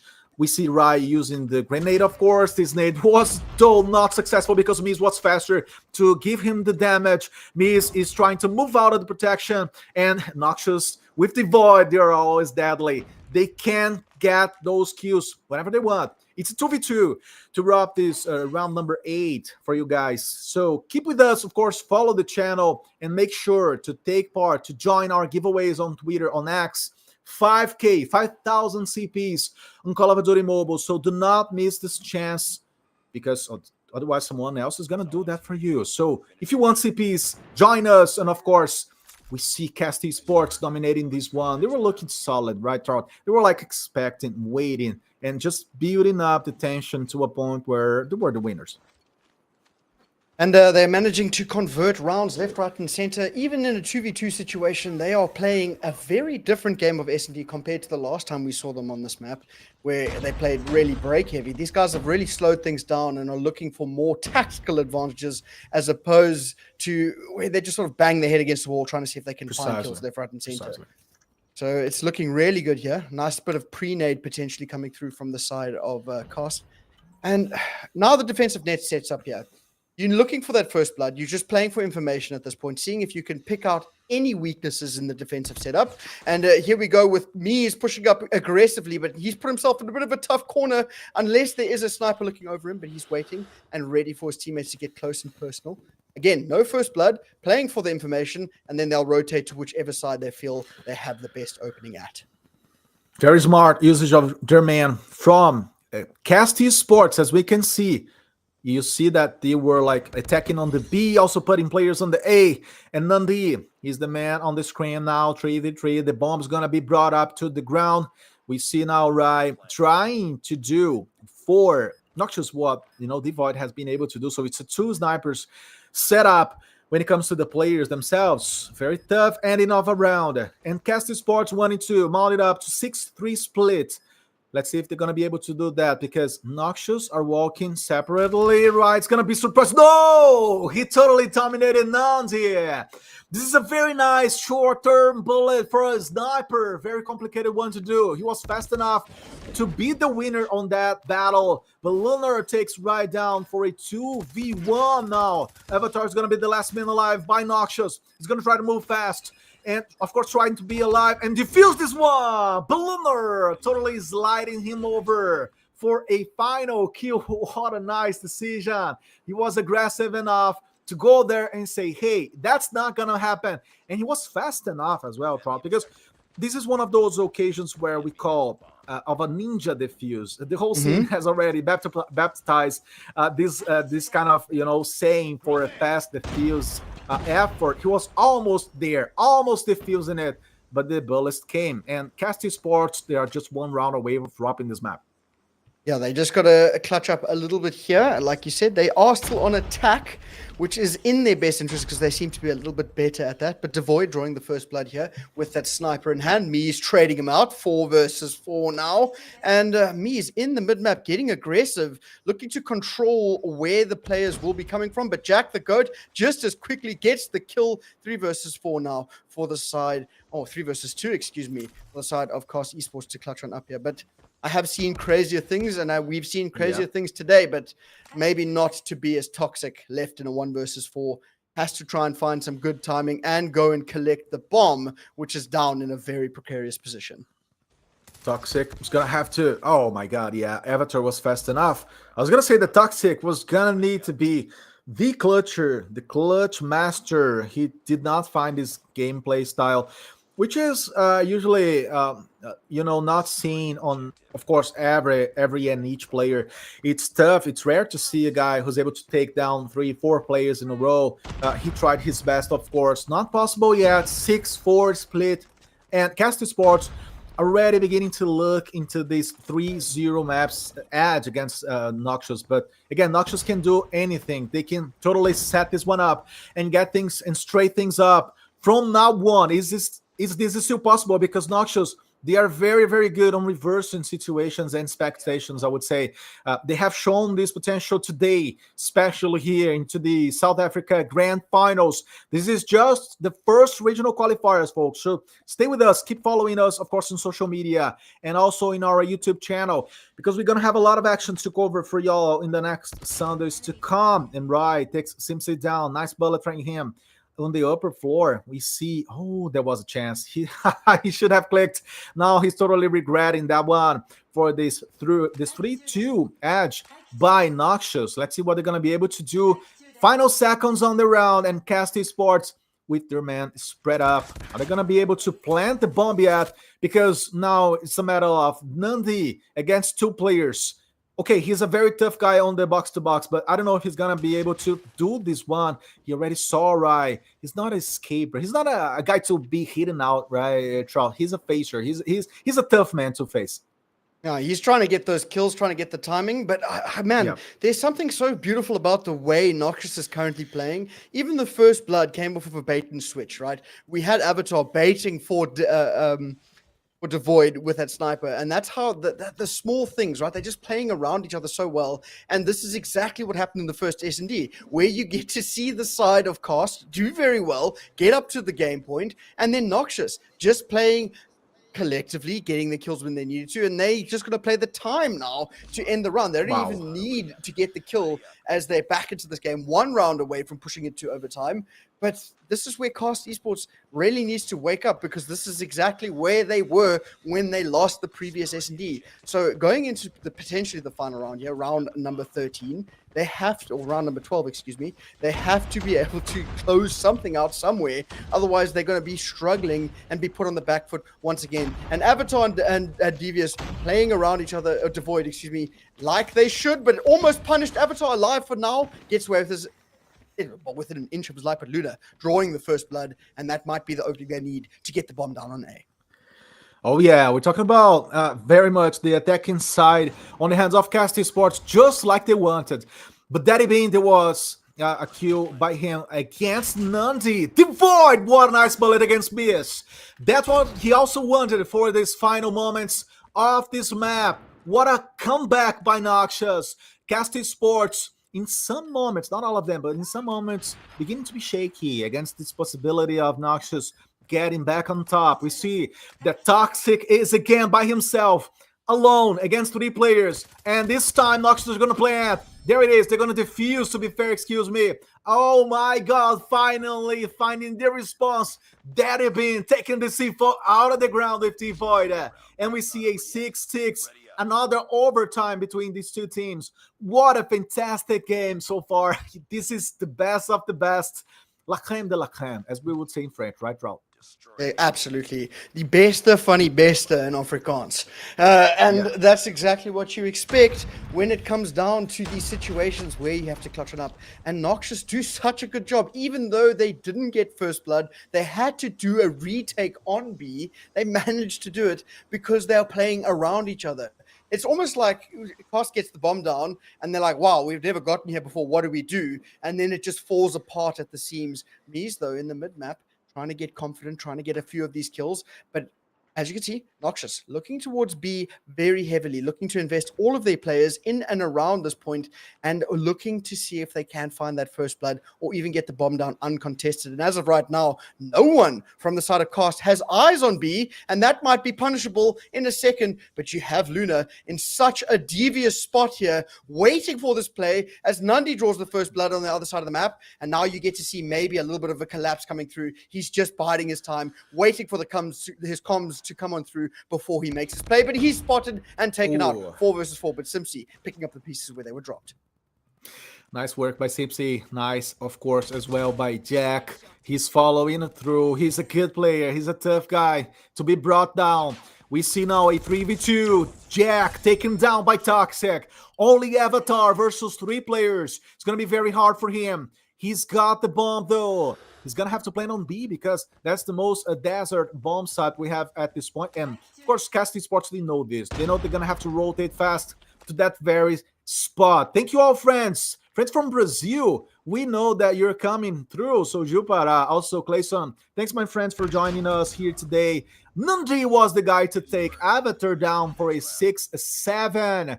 That's going to mean that CARRY1ST Esports, they are potentially dropping this one if they win one more round. It's going to be crazy to see them defeat Noxious on Noxious' best game mode, right, Trout? Let's see if that's going to happen or if Noxious is going to be able to get back into another equalizer. Well, nice opening set of kills there for the side of Noxious. Kobe, nade, and a sniper, but the pace at which Cast is heading towards B, these guys fear no evil, but they're going to be punished for it because it's going to be a 2 versus 4, make it a 2 versus 3 as Nandi alive for now. But Avatar is close range. Nandi makes it another, but he might be shot in the back here. That's exactly what's going to happen. 1 versus 3, or 1 versus 2, excuse me, for a Toxic to clutch on up here, but he doesn't have that bomb in hand. He can't get away. Daddy Beans gets the kill, and now we're back into a 2-point deficit needed. So back to back we go, another overtime. So a bit of a reset. Have to think about what they want to do, but we do see a change in terms of who's on attack and defense, as it's going to be Noxious with that bomb in hand. Oh yeah, Noxious with the bomb in their hands, trying to be more assertive, and they are being. It's crazy to see how they are improving their own gameplay level. And guys, we have to remember you that, take a look and be aware that we still have opening spots for teams from Kenya, Morocco, and Egypt, regional qualifiers. So if you know players, if you have friends on those countries, Kenya, Morocco, and Egypt, please rush and get to subscribe, get to bring your team to the table here for our regional qualifiers on our CARRY1ST Africa Call of Duty Mobile Cup. As we see a very, very interesting overtime, right, Trout? We're talking about a potential reverse by CARRY1ST Sports. They have already done that. Are they going to be getting into 8-7 split now, or is it gonna be Noxious to do that? We're gonna have to see action rolling. Devoid is the last one. He needs to take down 4 opponents. Let's see if that's gonna be happening now, because Lunar was catching him off guard from the back spot. So CARRY1ST Sports to be ahead again, but it's just 1 round ahead. It's a very precarious, I would say, edge. They're gonna be able to reverse things around and, of course, put Noxious down. But Noxious, they're proving themselves to be very tough and very, very hard to be taken down. Absolutely. I mean, CARRY1ST, they get into these situations where they're looking so good, get the round, and here we go, straight onto the bomb site. It's going to be guns out and hot and heavy. Right now, it's going to be a 4 versus 4, but Devoid in the perfect spot to deny the plant. He does exactly that. Kills are flying left, right, and center, and Rye is going to be the one to close out that round. And this is exactly what I was going to say before the round ended in the blink of an eye. It looks like the side of CARRY1ST do the right thing, but not consistently. So they can do it one round at a time, but they just can't do it 2 rounds at a time. As you can see, we reset again, straight back into the overtime. 2 needed to win. Oh, yeah, it's gonna get even better. Each minute passing by just helps the game to be even spicier and even more interesting to see, as we have CARRY1ST Sports setting up the line again, trying to stay on a defensive stance here, waiting for any mistakes coming from Noxious' side. But they're not making mistakes. They're finding themselves even better each moment after moment. So we see Avatar trying to get a nice spot against 5 players. He was able to take 1 down. He's gonna have to move because it's just him taking back from the previous spot by Lunar again. And Lunar has been the clutch guy, right? He has been deciding these battles by himself, you know, being very smart to find opponents off guard in many spots of the map. I like to see that. That's the kind of smart gameplay that we all want to see happening on and on. 9-8 split here, Trout. What a game. Absolutely, and we get to see, even when CARRY1ST is up once more, they can't find the first blood in the next round. They're able to do it very well in 1 round, but they struggle to do it in the next. And the player that we had our eyes on in the previous respawn, that being me, is having an absolutely gigantic game. He's not going to be able to find much else other than death, as it's currently a 2 versus 4. Luna is there to trade him up. And like you said, the clutch man himself, Mies, gets traded 1 versus 2 now for Luna. And he's done it before. Will he be able to do it again? But he doesn't have that bomb in hand. Oh, excuse me, he does have the bomb in hand. He has to get that bomb down. Yes, we see Lunar now facing Avatar, not possible. So, yeah, it's a long overtime. We're talking about already, guys. Honestly, 18 rounds to this point. Are we gonna be reaching eventually 20 rounds or more than that? I have seen in my career, Trout, very, very long overtime search and destroy modes and maps. It's crazy to see. It's awesome to see, because the players, of course, you're human beings just like as we are, because they're gonna get tired, is what I'm saying. They're gonna get, you know, out of focus. They're gonna need to struggle against themselves to reach the peak. And we see now CARRY1ST Sports, you know, potentially getting us back into a 10-9. Is that going to happen again for the 3rd time in a row? Or Noxious are going to be breaking this streak and are going to be finding, you know, themselves into the lead this time? Rye is already down to the ground. Devoid with Avatar simply dominating, carnaging everybody to the ground, as Devoid is going to have to face 5 opponents at a time. He's going to have to also cover himself to not be caught out of guard. He's got a Tundra. Maybe changing to a AR to a submachine would be a better choice. He was, you know, stubborn, keeping with his sniper weapon, taken down at the following seconds for a 10-9. Well, now with things turned on their head once more, it looks like it's going to be CARRY1ST leading the overtime, trying to find a 2nd round in a row. As you said, 3rd time in a row. Maybe this is the charm. They're trying to get these kills over towards A we go. And it looks like it's going to be a hard-fought battle here, as the entire team of Cast is trying to make it happen. Shot's not going to hit there for Devoid. He is looking left, right, and center, and Cast sort of taken aback by that. But Luna draws the first blood, and Simpsy in the mid-map trying to make it happen himself. Again, it looks like they have found a bit more of a momentum, at least from the previous round, as they played that so well. But this is where they falter. They cannot chain together 2 rounds, but maybe this is where the mold is broken a little bit. Jack the Goat making a bit of a flank play here. Gets the timing, trades it up, Nice. 4 versus 4. Yep, that was a sneak peek. That was a smart play. Catching Simpsy from the back and now trying to rotate with the team. 4 guys versus 4. I have to give a shout out also to our African friends, our African shoutcasters. Not only Trout here, but we have on the chat Ruin, we have Mr. Harris, and a lot of friends, of course, from the African scene as Caleb's son. So guys, thanks for staying with us. Make sure to, hit the like button here and, of course, follow the channel, share this stream because we're doing our best. This is your Brazilian caster, Igor Lennox, casting in English for you today, along with Trout in a very, very good match to see. And Jack the Goat, he was again the clutch man. He's got such a trigger discipline that we rarely see in players these days. But he was the man to be patient enough to bring a 10-10 split to the table again, Trout. Absolutely. I mean, what more do you want here? These guys are just doing a carbon copy of round after round after round. It's going to be Cast who wins the initial attack, and then it's going to be the side of Noxious coming back into it, and Simpsy finding one, opening the scoreboard again. Nundy is there to help him out, and it's already 2 down. It looks like Nundy almost finds a second for himself in the round there, unable to finish the kill, but it's looking like history will repeat itself unless Devoid can find more than one with that sniper in hand. He does, in fact, take out Mies, so it's a 4 versus 3 now. Again, no real control for the side of Noxious as they need to get out of their spawners. They're just being pushed further and further back by Nundy and Toxic. Oh, yeah, what a game.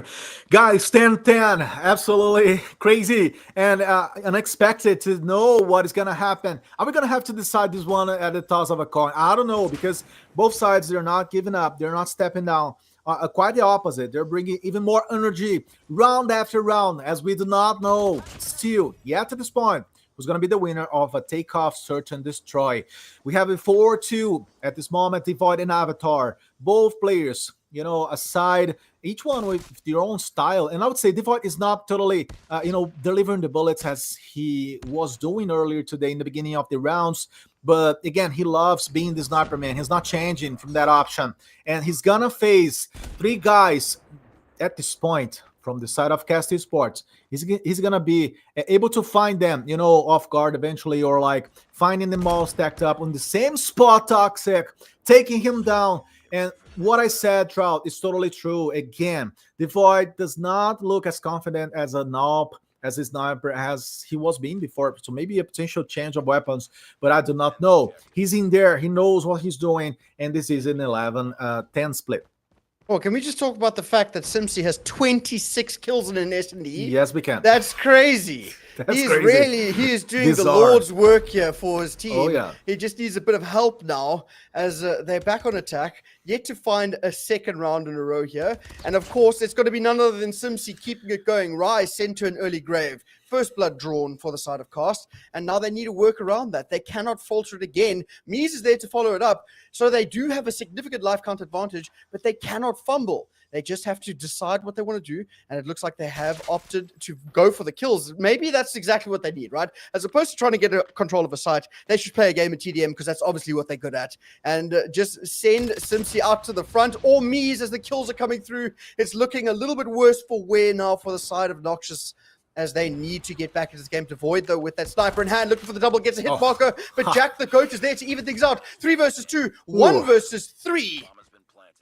Or yes, we have none other than Jack the Goat. It's going to be a 1 versus 2, though, as he does find one. And if anyone is going to be able to find this clutch, it's got to be him, because he does have the trigger discipline of the sentry. He knows when to hold him and when to fold him. And right now, he's looking to hold him.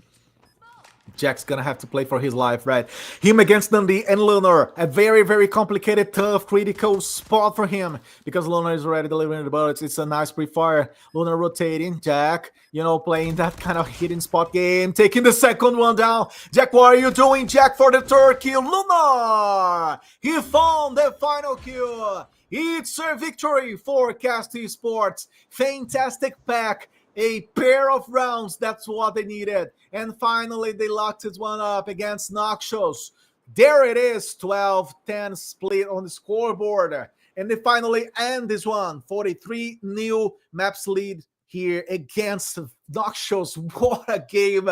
What a nice combinations we have just seen. What a nice pack of decisions as well in Simpsy. Simply the best on takeoff, search and destroy. Killing a lot and being a very tough guy. Again, a very strong box-to-box player. He was almost never beaten down to the ground throughout, and we see that finally they're like, you know, putting their heads out and saying, hey, we also can win on search and destroy mode, and that's what they did. Exactly, and they did it.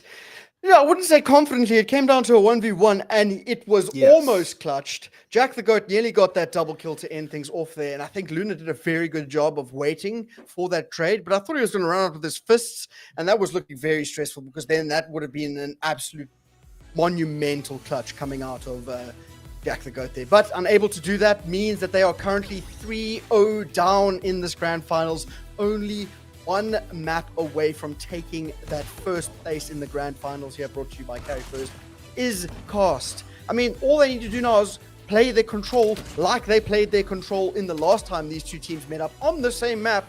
So if you are in the shoes of Noxious right now, I think it'd be a little bit stressful, because you are going into arguably your worst game mode on your worst map. So I don't know. What are your ideas as to what the side of Noxious should do to not get completely pummeled here in this potential final game on Raid? I think to begin with, CARRY1ST Sports, they managed to get tough. They were not expecting this level of resistance coming from Noxious, and surely they had to grow themselves and find solutions. Simpsy was the guy to do that. I mean, he was the offensive, piece in the engine here for them, and he was helping a lot.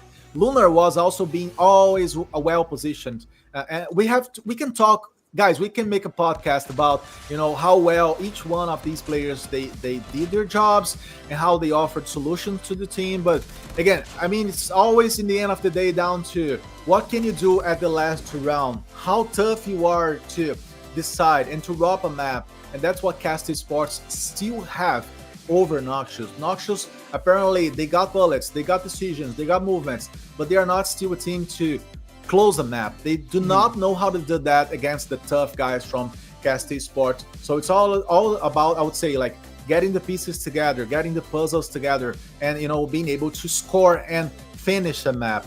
As you said, Trout, very eloquently and with quality, of course, we're gonna be moving to the next map, and it's gonna be the last chance by Noxious.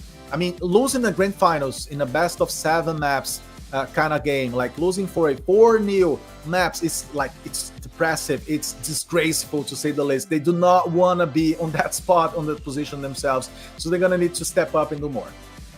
Now, they're going to have to do a lot more than that, because they're going to a game mode where we know that CARRY1ST is really, really dominant. And I like the way you put that. They have this ability to play very well in small sequences, but they're unable to make it into a fluid process. It's like white line fever, you know what I mean? They just can't finish. They have no ice in the veins when they really need it. They can't clutch up when it's most important. They can in the mid-map. I mean, we saw some 1v2s from Jack the Goat where he was able to do it in situations where it really mattered, but not to the point where you can do it in the last round, and now CARRY1ST is 3-0 up. So, I don't know.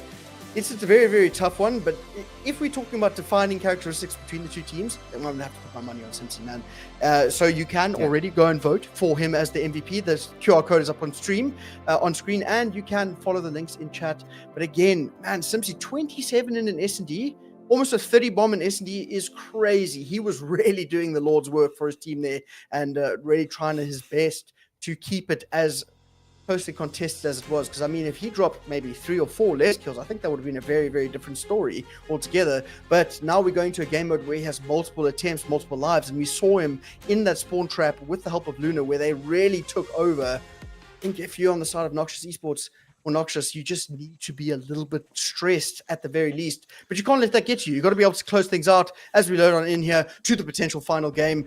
Mr. Lan Igor, take us away. Oh yeah, guys, let's go. Let's hop into the next map. It's gonna be finally control mode into Raid. And we know that we still have a very special 5K CPs giveaway rolling. So the question is, how many South African teams registered for this event? This is the question for you in the chat. Okay, and do respond it. I'm gonna remind you all again, reply to it on X, okay, on Twitter, X. Get there, reply to us. How many teams registered for the South African event alone? Do that, and also, of course, screenshot this stream, bring the broadcast link to the post itself, add the hashtags, of course, tag CARRY1ST on X, on Twitter, and make sure to do all that to be one of the potential winners of our 5K. I'm talking about 5,000 CPs here as a giveaway given up. Offered, of course, by our very CARRY1ST Africa Cup of Call of Duty Mobile. As we see already rotations taking place in these first gunfights, these first battles, rolling well, of course, for the side of CARRY1ST Esports, because they were almost able to convert, the B flag drought. Not able to do that because the response from Noxious was pretty much solid. Absolutely. It came down to like milliseconds there. Very, very well contained by the side of Noxious Esports there to stay alive. But Nandi in the spawn here, playing around to his strengths to see if he can make it a little bit tighter around B. But the kills are working out now for the side of casters. They have a 7 life advantage here. They will be able to secure B, and they need to think about going all the way over towards A here. Toxic in the mid-map, though, looking for another spawn trap, getting these kills left, right, and center. They have a 6 life advantage, and they do have a minute and 40 seconds to work with. So you can see Nandi helping out his team here, trying to get control of money, unable to check his corners effectively, almost gets the kill though, but it's fine. His team is there for the trade potentially, unless Daddy Bean gets a massive double here. Not quite. So that life count advantage, which was quite significant, slowly dwindling for the side of Cast. But they do have that first point under lock, just over a minute to work with here. They need to be able to put all their chickens into one cage and fly towards A, maybe find a few of these opening kills, but Daddy Bean not making it easy for them. As you can see, Mies and Nandi with a 3-piece of their own. It's just Mr. Jack the Coach who makes something happen, but he gets taken out. It's just Devoid with that sniper in hand, slowly but surely trying to hold down the fort. But it is a 4 versus 9, but Simsi and Co really just dealing damage when they need to. Listen, CARRY1ST Esports were aggressive again. They did not manage to do the spawn trap just yet so far, and that's potential good news for Noxious. But hey, we're stepping into the second round, so we never know what is gonna happen. Maybe CARRY1ST Esports are gonna do a full-on pressure now and try, of course, to roll and run fast enough to the garage, precisely where Noxious are being brought up back to life. We're talking about a 1-0 already lead by CARRY1ST Esports. Such a great effort by them, killing and dominating the kitchen. Listen, when an attacking team, Trout, on Call of Duty Mobile dominates the kitchen like they did, that means that they're being massive, because the kitchen is usually a hard spot for you to dominate when you're attacking. So usually it's a very good defensive bunker for the defensive side, and I would say Noxious, they were not able to explore that pretty well, so that's why they were totally overruled from the middle of the map to the A, which was the last flag alive. But talking about the second round, we have an attempt again by Noxious to roll, going through the lake, trying to come through this open area and attack first the A, but it's tough again. We can see that CARRY1ST Esports, they are as strong attacking as they are defending, so we always see like 3-4 players in the same spot. And Noxious, on the other hand, they do not reinvent themselves. They do not move to the B, which is pretty much open now. So it's, I would say, a slow pace of reading the game on the side of Noxious, as we have just seen this grenade totally wrongly tossed by Daddy Bean. It's going to be another complicated round by them. Well, 2 lives still in favor here for the side of Cast, and Mies is making it even more difficult for the side of Noxious to push on up. And I like what you said there about Kitchen being a power position on the map, where they really have to try and control it to control the spawns and the way that the map is playing around it. And right now you get to see a bit of utility usage being thrown towards both points here from both teams. And I think this is a bit of a last ditch effort from the side of Noxious as they need to stay alive for as long as possible. They do find one tick, but here comes the push from Money. It's going to be the first blood drawn by Simpsy. Nundy is there to follow it up, but the second tick has been found, and they are putting bodies over towards B. So the double attack might come out and work in the end, as they will be able to secure A. I eat my words. Luna is the one to make the kills happen. 3 more will fall. 1 versus 11. Even in the moments where it looks like there's a shining light for the side of Noxious, it just gets stamped out by Cast as they manage to use their resources correctly, and they have enough lives in the back pocket. They just simply aren't dying as much as Noxious Esports, and as a result, they have extra respawns, and they can throw more bodies towards the hills and convert them into rounds. And now, 2-0 down, they are looking to convert the final round, and it looks like they're just trying to find kills for the mid-map and over towards A. Oh yeah, this can be potentially the last round of this game, my friends. Ladies and gentlemen, we're potentially looking into CARRY1ST Sports as the eventual South Africa, champions here in these regional qualifiers that have been trying to come to the middle of the map. And like you said brilliantly, Trout, we have a stacking effect, meaning when you begin to kill more than your opponent, you're going to be accumulating those operators, and that's going to totally multiply your damage potential throughout the game. So that's going to make even narrower the potential margin of reverse from the side of Noxious. I don't know if they're going to be still able to do something here, but there it is. We see CARRY1ST Sports moving and attacking in a very, very nice effort. The B, which is their favorite flag so far, keeping just Toxic as a tower of information for them down here in the lake. I don't know if it's going to be an eventual, more incisive and long effort by him. He's already rotating. We see, though, that CARRY1ST Sports, they are still believing on the A. They want to get there. They want to, step over that flag because they know that Noxious are not as strong protecting the A. So it's a very nice gamble by them at this point.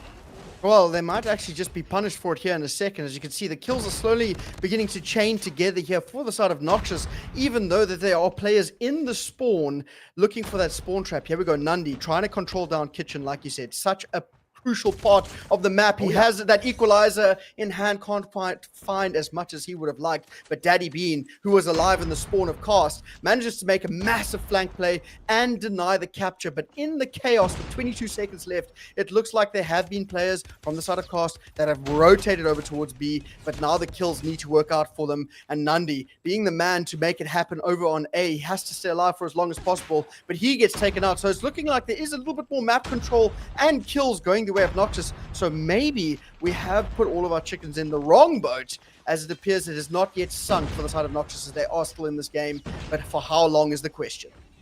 Yes, and as I said before, for the last map, it's totally something that we can see here in Raid, meaning that Devoid, when he begins to kill more, the whole team appreciates it. He's definitely a beast machine when it comes to sniping it out from a distance. He began to kill more, and suddenly, not as a coincidence, Noxious began to come back on track. We see 8 kills versus 2, just Toxic and Simpsy to defend the CARRY1ST Sports side. Toxic rolling through the kitchen, he's gonna be pretty much close to Simpsy in this last effort on round number 3, but I don't know if it's gonna go positively to their side because Noxious, they're killing more, and the eliminations aspect is beginning to dictate the pace here, since Simpsy is the last one alive versus 4 versus 6 man, to be fair, because this is a control mode, so Simpsy is gonna have to fight for his life. He's already seen and Devoid from a distance, managing to take him down for the first time for Noxious.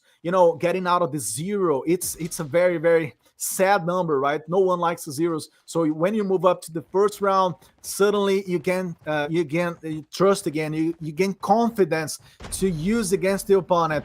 As we see a very nice, for example, game by Nundy and Miss when it comes to killing so far. So 2-1, is CARRY1ST Sports going to wrap this one up, Trout? Well, they're going to have to, because now they've shown their hand in the sense of Noxious is able to play the game mode when they need to, and even though they did win that, it was still not by a long shot, but it doesn't matter. They are able to find a few of these kills. Looking for the spawn trap is going to be Daddy Bean, and the first ticket A has been acquired. 26 to 26, pretty much even, but now you need to look towards where you want to be sending your respawn players, and find a bit more of this map control. Here comes Toxic from the top ropes. He gets taken out. Money trying to spend from on top, but unable to really cash anything other than that. But Nandi is alive and well for a little bit. Tiki now cleared A, potentially in the works. That's exactly what's going to happen. Time now extended. It looks like the boys over at Noxious have come to play. But having said that, they are down 3 lives, and Simsi, the man who made it happen in the S&D, carrying that momentum over into this control, and we get to see all of the utility now thrown towards the spawn of Noxious, trying to deny them from pushing up as best as possible as Luna and Nandi go back to back. Ball now in hand for Daddy Bean. He's able to break open the hill, maybe find a few more of these kills. Have investments by Noxious because they do need to use it now. This is the moment, their last chance. Again, Claw, Annihilator, and War Machine, respectively in the hands of Daddy Bean, Jack, and Rai, and that's what they need to do. Lunar, on the other hand, is also pulling out his War Machine to try to defend this spot because this is gonna be the last spot for Cassie Sports. But there it is, Noxious very bravely mounting up and bringing the equalizer. They are capturing the B as well. A and B on their hands for a 2-2 split. Unbelievable. What a reverse, what a comeback effort by Noxious, being successful to tackle this one down and bring Cassie Sports back to their own spawn, saying, hey, we're still alive, we're still playing these grand finals. Absolutely, they are not out of this by any stretch of the imagination. They need to make it happen here. And if they do win this control, the start of the reverse sweep will be from a 2-0 down in the control. Does not matter how you look at that. That is a very, very impressive stat to look at going forward. Yeah. But having said that, second tick now, found at B. CARRY1ST Esports not looking to slow down at any rate, but here comes the investment of the Annihilator from Simsi. Toxic alive for as long as possible. The shots looking crisp. And the one shot happening every time. Simsi finding another double, and the second ticket B certainly about to come on through here, but lives pretty much even, and A and B being captured at the same time here. You need to be able to figure out exactly where you want to attack first if you are in the shoes of Noxious, and they've done exactly that. But Nandi staying alive over towards B, and now a reset. 2 lives down is going to be CARRY1ST Esports already on the back foot, not looking so confident as they did at the start of this game. Well, I'm gonna tell you this, buddy. The Noxious are cooking this reverse, aren't they? They're doing the best they can. They're saying, hey, CARRY1ST Sports, we're not the same team you guys faced some hours ago. We're a different level. We're a different kind of, a different species of team. And we are showing this round after round. This is just such a magisterial kind of a comeback that you could expect from the side of Noxious, doing their best and, of course, being themselves, but doing more than that, being pretty much aggressive and combining those duos and trios again.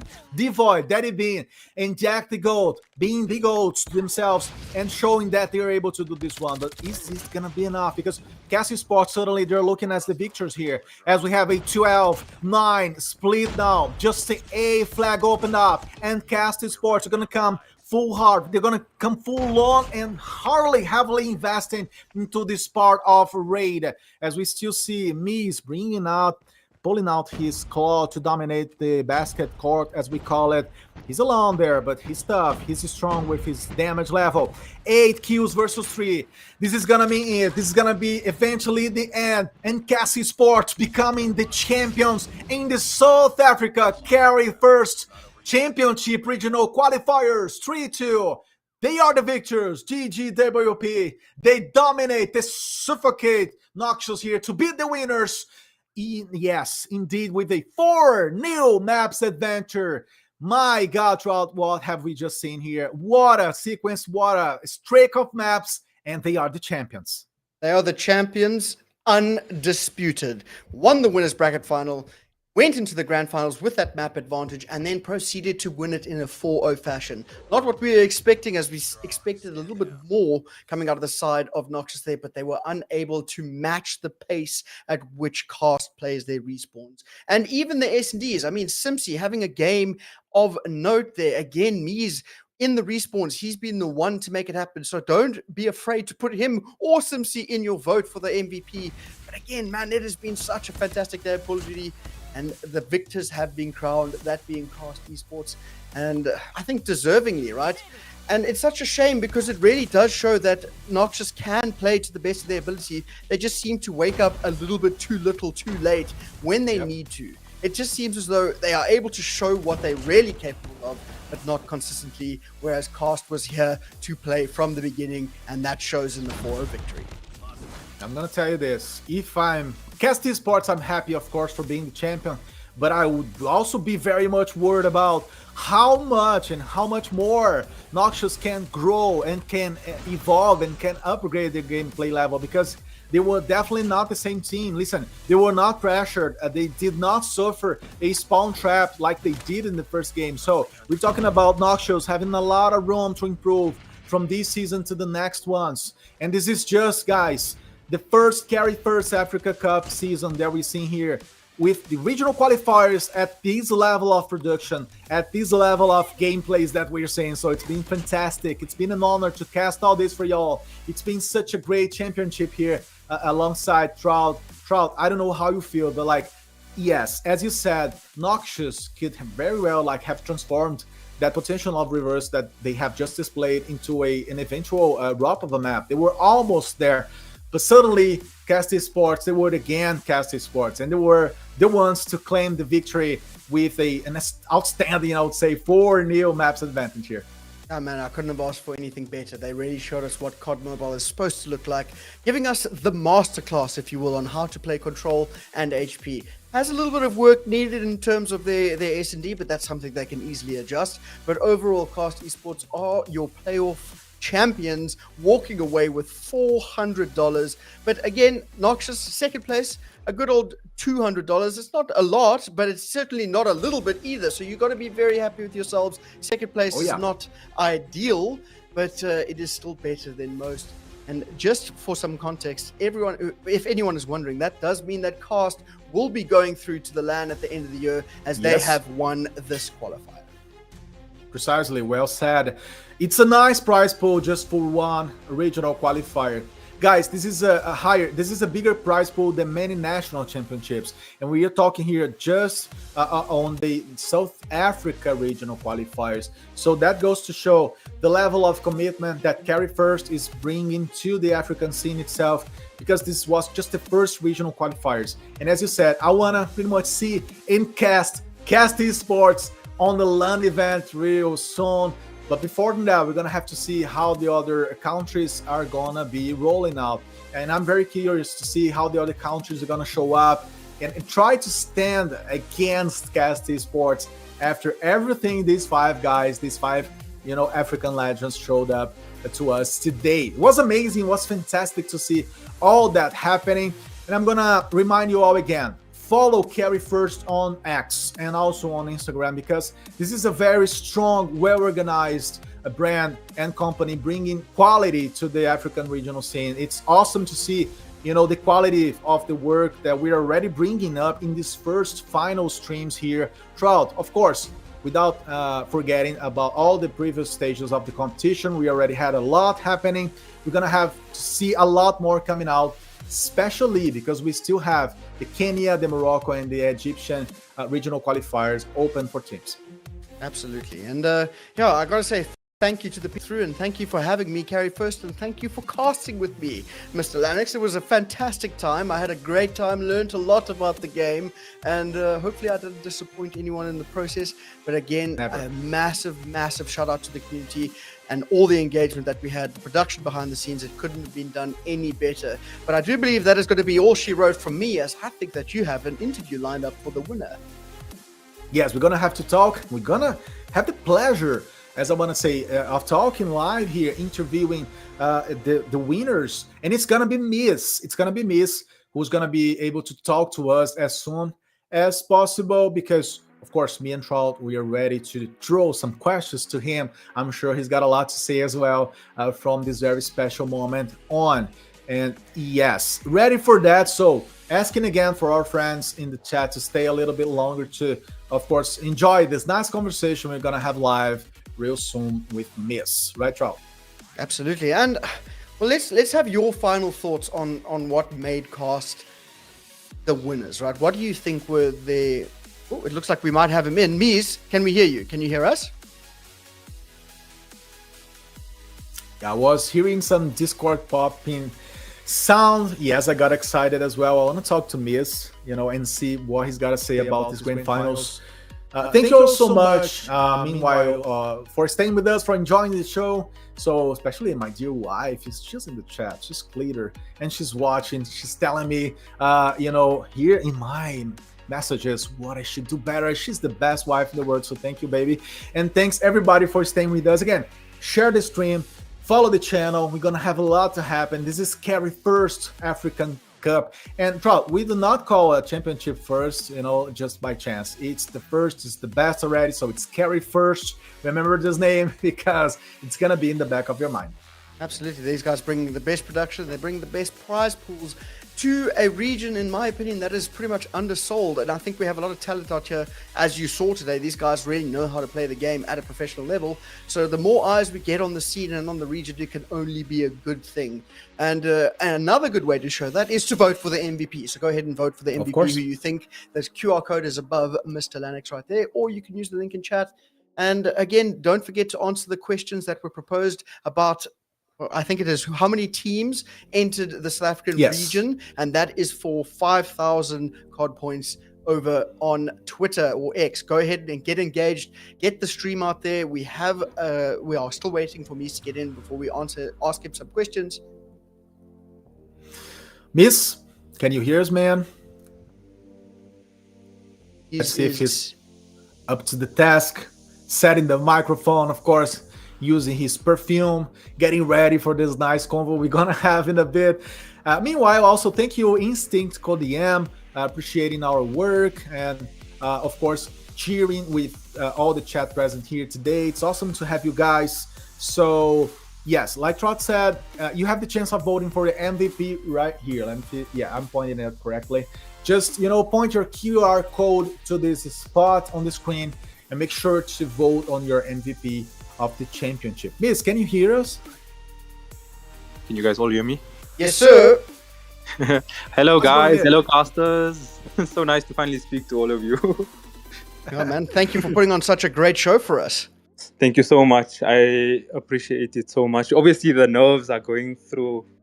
We're shaking. We're still all shaking here. But thank you so much. Man, how does it feel for you? Playing all these maps and having these amazing fights against a lot of teams to get to this final spot here today. So what do you have to tell to your opponents? I know it's a tough question, but is there anything you want to tell them, all of those who tried but did not win as you guys did today? What do you have to tell them at this point? I would just say make the sacrifices, work hard, play hard, have fun. That's the main thing. I would say have fun.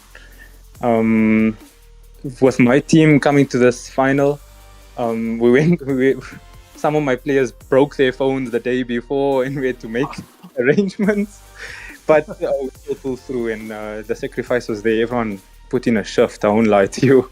MVP was my team. I like that. That's a good answer. My question to you is, what are you going to spend your prize money on? What is the investment looking like? Are we talking chicken nuggets or Big Macs? A bit of both. I like that. Nice. Miss, you said about the effort, the sacrifice. What, again, for you at this point and your team, what was the toughest map to win? What was describe to us the moment where you were like, man, I'm getting worried. I don't know if things gonna go to our side. I don't know if things gonna be as positive as they should. I would say it definitely was the S&D. We played it in the winners bracket final, and then going into the grand final, we played the same map again. Obviously, we saw where we went wrong the first time, and we learned from our mistakes the second time, but it was still very, very close. Props to NXG on that. They really pushed us, but I would say in the respawns, it was a bit too easy. Confidence is key. That's excellent, man. I like that. But Bees, I got another question about the S&D for you guys. I see that your style, especially for coming out of Simpson, you guys really do rely heavily on your slayers, and for one or two players to sort of take over the map. Do you think in future you guys are going to be looking a little bit more around structured gameplay, or do you think it's whoever shoots the straightest, you're going to sort of point them in the direction of your enemies is sort of the play call that you're looking at? Okay, so obviously with going into S&D, we rely normally on our snipers. Obviously, me not hitting my shots today, and I apologize to everyone on stream. It's my fault. I'm sorry. And but yeah, we have to work around. My team is very aggressive, so if we can just play a bit of passive, wait for information, wait for picks. Basically, that's what NXG did to us. They just played back and waited for us to push them. And Fantastic. yeah. And to wrap this conversation, to go to the end of our interview here, what is that you want to do from now on, I would say, especially looking into the LAN event? What are you guys majorly going to adjust to go to the final stage of this nice and fantastic competition? I would say just for LAN event, I trust all my boys in my team. We just need to make sure our devices are up to check and performance is there when we show up. Wow, I like this confidence. What about you, Trout? I think it's excellent, man. I'm curious to see what you guys are going to be putting up on the LAN. And again, thank you for you guys on putting on such a brilliant show for us. We got to see Thank you so much. some awesome plays, and I'm looking forward to see what you guys are going to be doing on LAN. Different setup, different situation, different set of nerves. But with the confidence that you have right now, let's see. We're going to have to wait and see if it's just as easy in the yeah. Hopefully, we can keep our composure. 100%. Thank you very much, man. Thank you. Sure, guys. Fantastic. So just like that, we have talked to Miss. It was a nice conversation. He was a very confident man, as we can see. And we already have something else for our chat, for our folks. We do have, folks, the winner of the MVP of our championship. So let's see who's gonna be the MVP.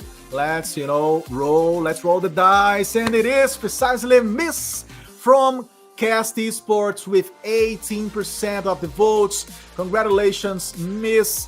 There it is. He was the man of the championship. Do you agree with that, Trout? It's impossible to deny that he was a beast, and it's impossible to go against all the votes from our fans, right? Absolutely. I mean, he was the man to make the plays when he needed them, especially in the respawns. He was the person who tended to put the entire team on his back when he really needed to, getting the 2 pieces, 3 pieces, and even 4 pieces in some cases. So huge kudos to him. He deserves it. None other than me is walking away with that extra $100 in the back pocket. So GG's to him, and an awesome day to wrap things up on here. Man, what a day of Call of Duty it was. I'm going to tell you this, fantastic, almost 4 hours, I would say 3 hours and a half of action on our Call of Duty CARRY1ST Africa Cup. And to wrap this up, we are going to have the winner as well of our 5,000 CPs. Guys, 5K CPs. So who's going to be the winner? We're going to know at this point. And the winner was Scarfades. So congratulations to Scarfades, winning once again another giveaway with us here today. He was already the winner, Trout, of the 420 CPs earlier today, already taking the pack of 5K. And apparently we also have another winner, right? Do we want to talk about it? I think we do have one more winner. I'm just going to have to check the name for you there. But again, it does appear that Scarface here is the absolute COD point merchant. He's walking away with what, 5,980? 20 off 6K. Oh, he's going to be making a small business very soon. And I do believe that the winner for the 2,400 COD points is Codm. Congrats to you. Excellent stuff. People, you see who won, or the people that listen. So next time on the next set of giveaways, make sure you listen, get involved on Twitter, and you could have the opportunity to win just as many COD points. Yes, so that's gonna be it for today, guys. Thank you again for watching us. Thanks for CARRY1ST Africa Cup for this fantastic structure. And like Trout said, keep smart, keep ahead of time, and of course, always make sure to check our social media posts. Wait, we got one more winner. To stay with us because we're gonna keep you updated, of course. You need to follow the rules to win all these CPs. Proud. Do we have another winner? That's awesome. We do, for 880 COD points was won by Dubimu? How do you pronounce it? D-U-B-E. Dubimu? Yeah, I like that. I like it. Congrats to you. 880 COD points to you as well. Fantastic stuff there. And like you alluded to, like Mr. Lannex alluded to, really do have to follow the instructions, and you guys could be walking away with a few more card points in the back pocket. But again, back over to you. Give us what your final thoughts are. Yes, thank you, Trout, for everything. It was a pleasure to cast alongside you, man. And of course, I'm going to be seeing you on the next Sundays for a lot more of National African actions and decisions and nice bullets. But as for today, it was a pleasure for me to be here. Thank you, guys, and we see each other real soon. Also, make sure to follow us on socials, Igor Lanex altogether, okay? IGOR Lanex, and CPT, meaning Captain Trout. CPT _ Trout for a lot more. Thank you, Trout. Absolutely, guys. Thank you, everybody. Thank you very much.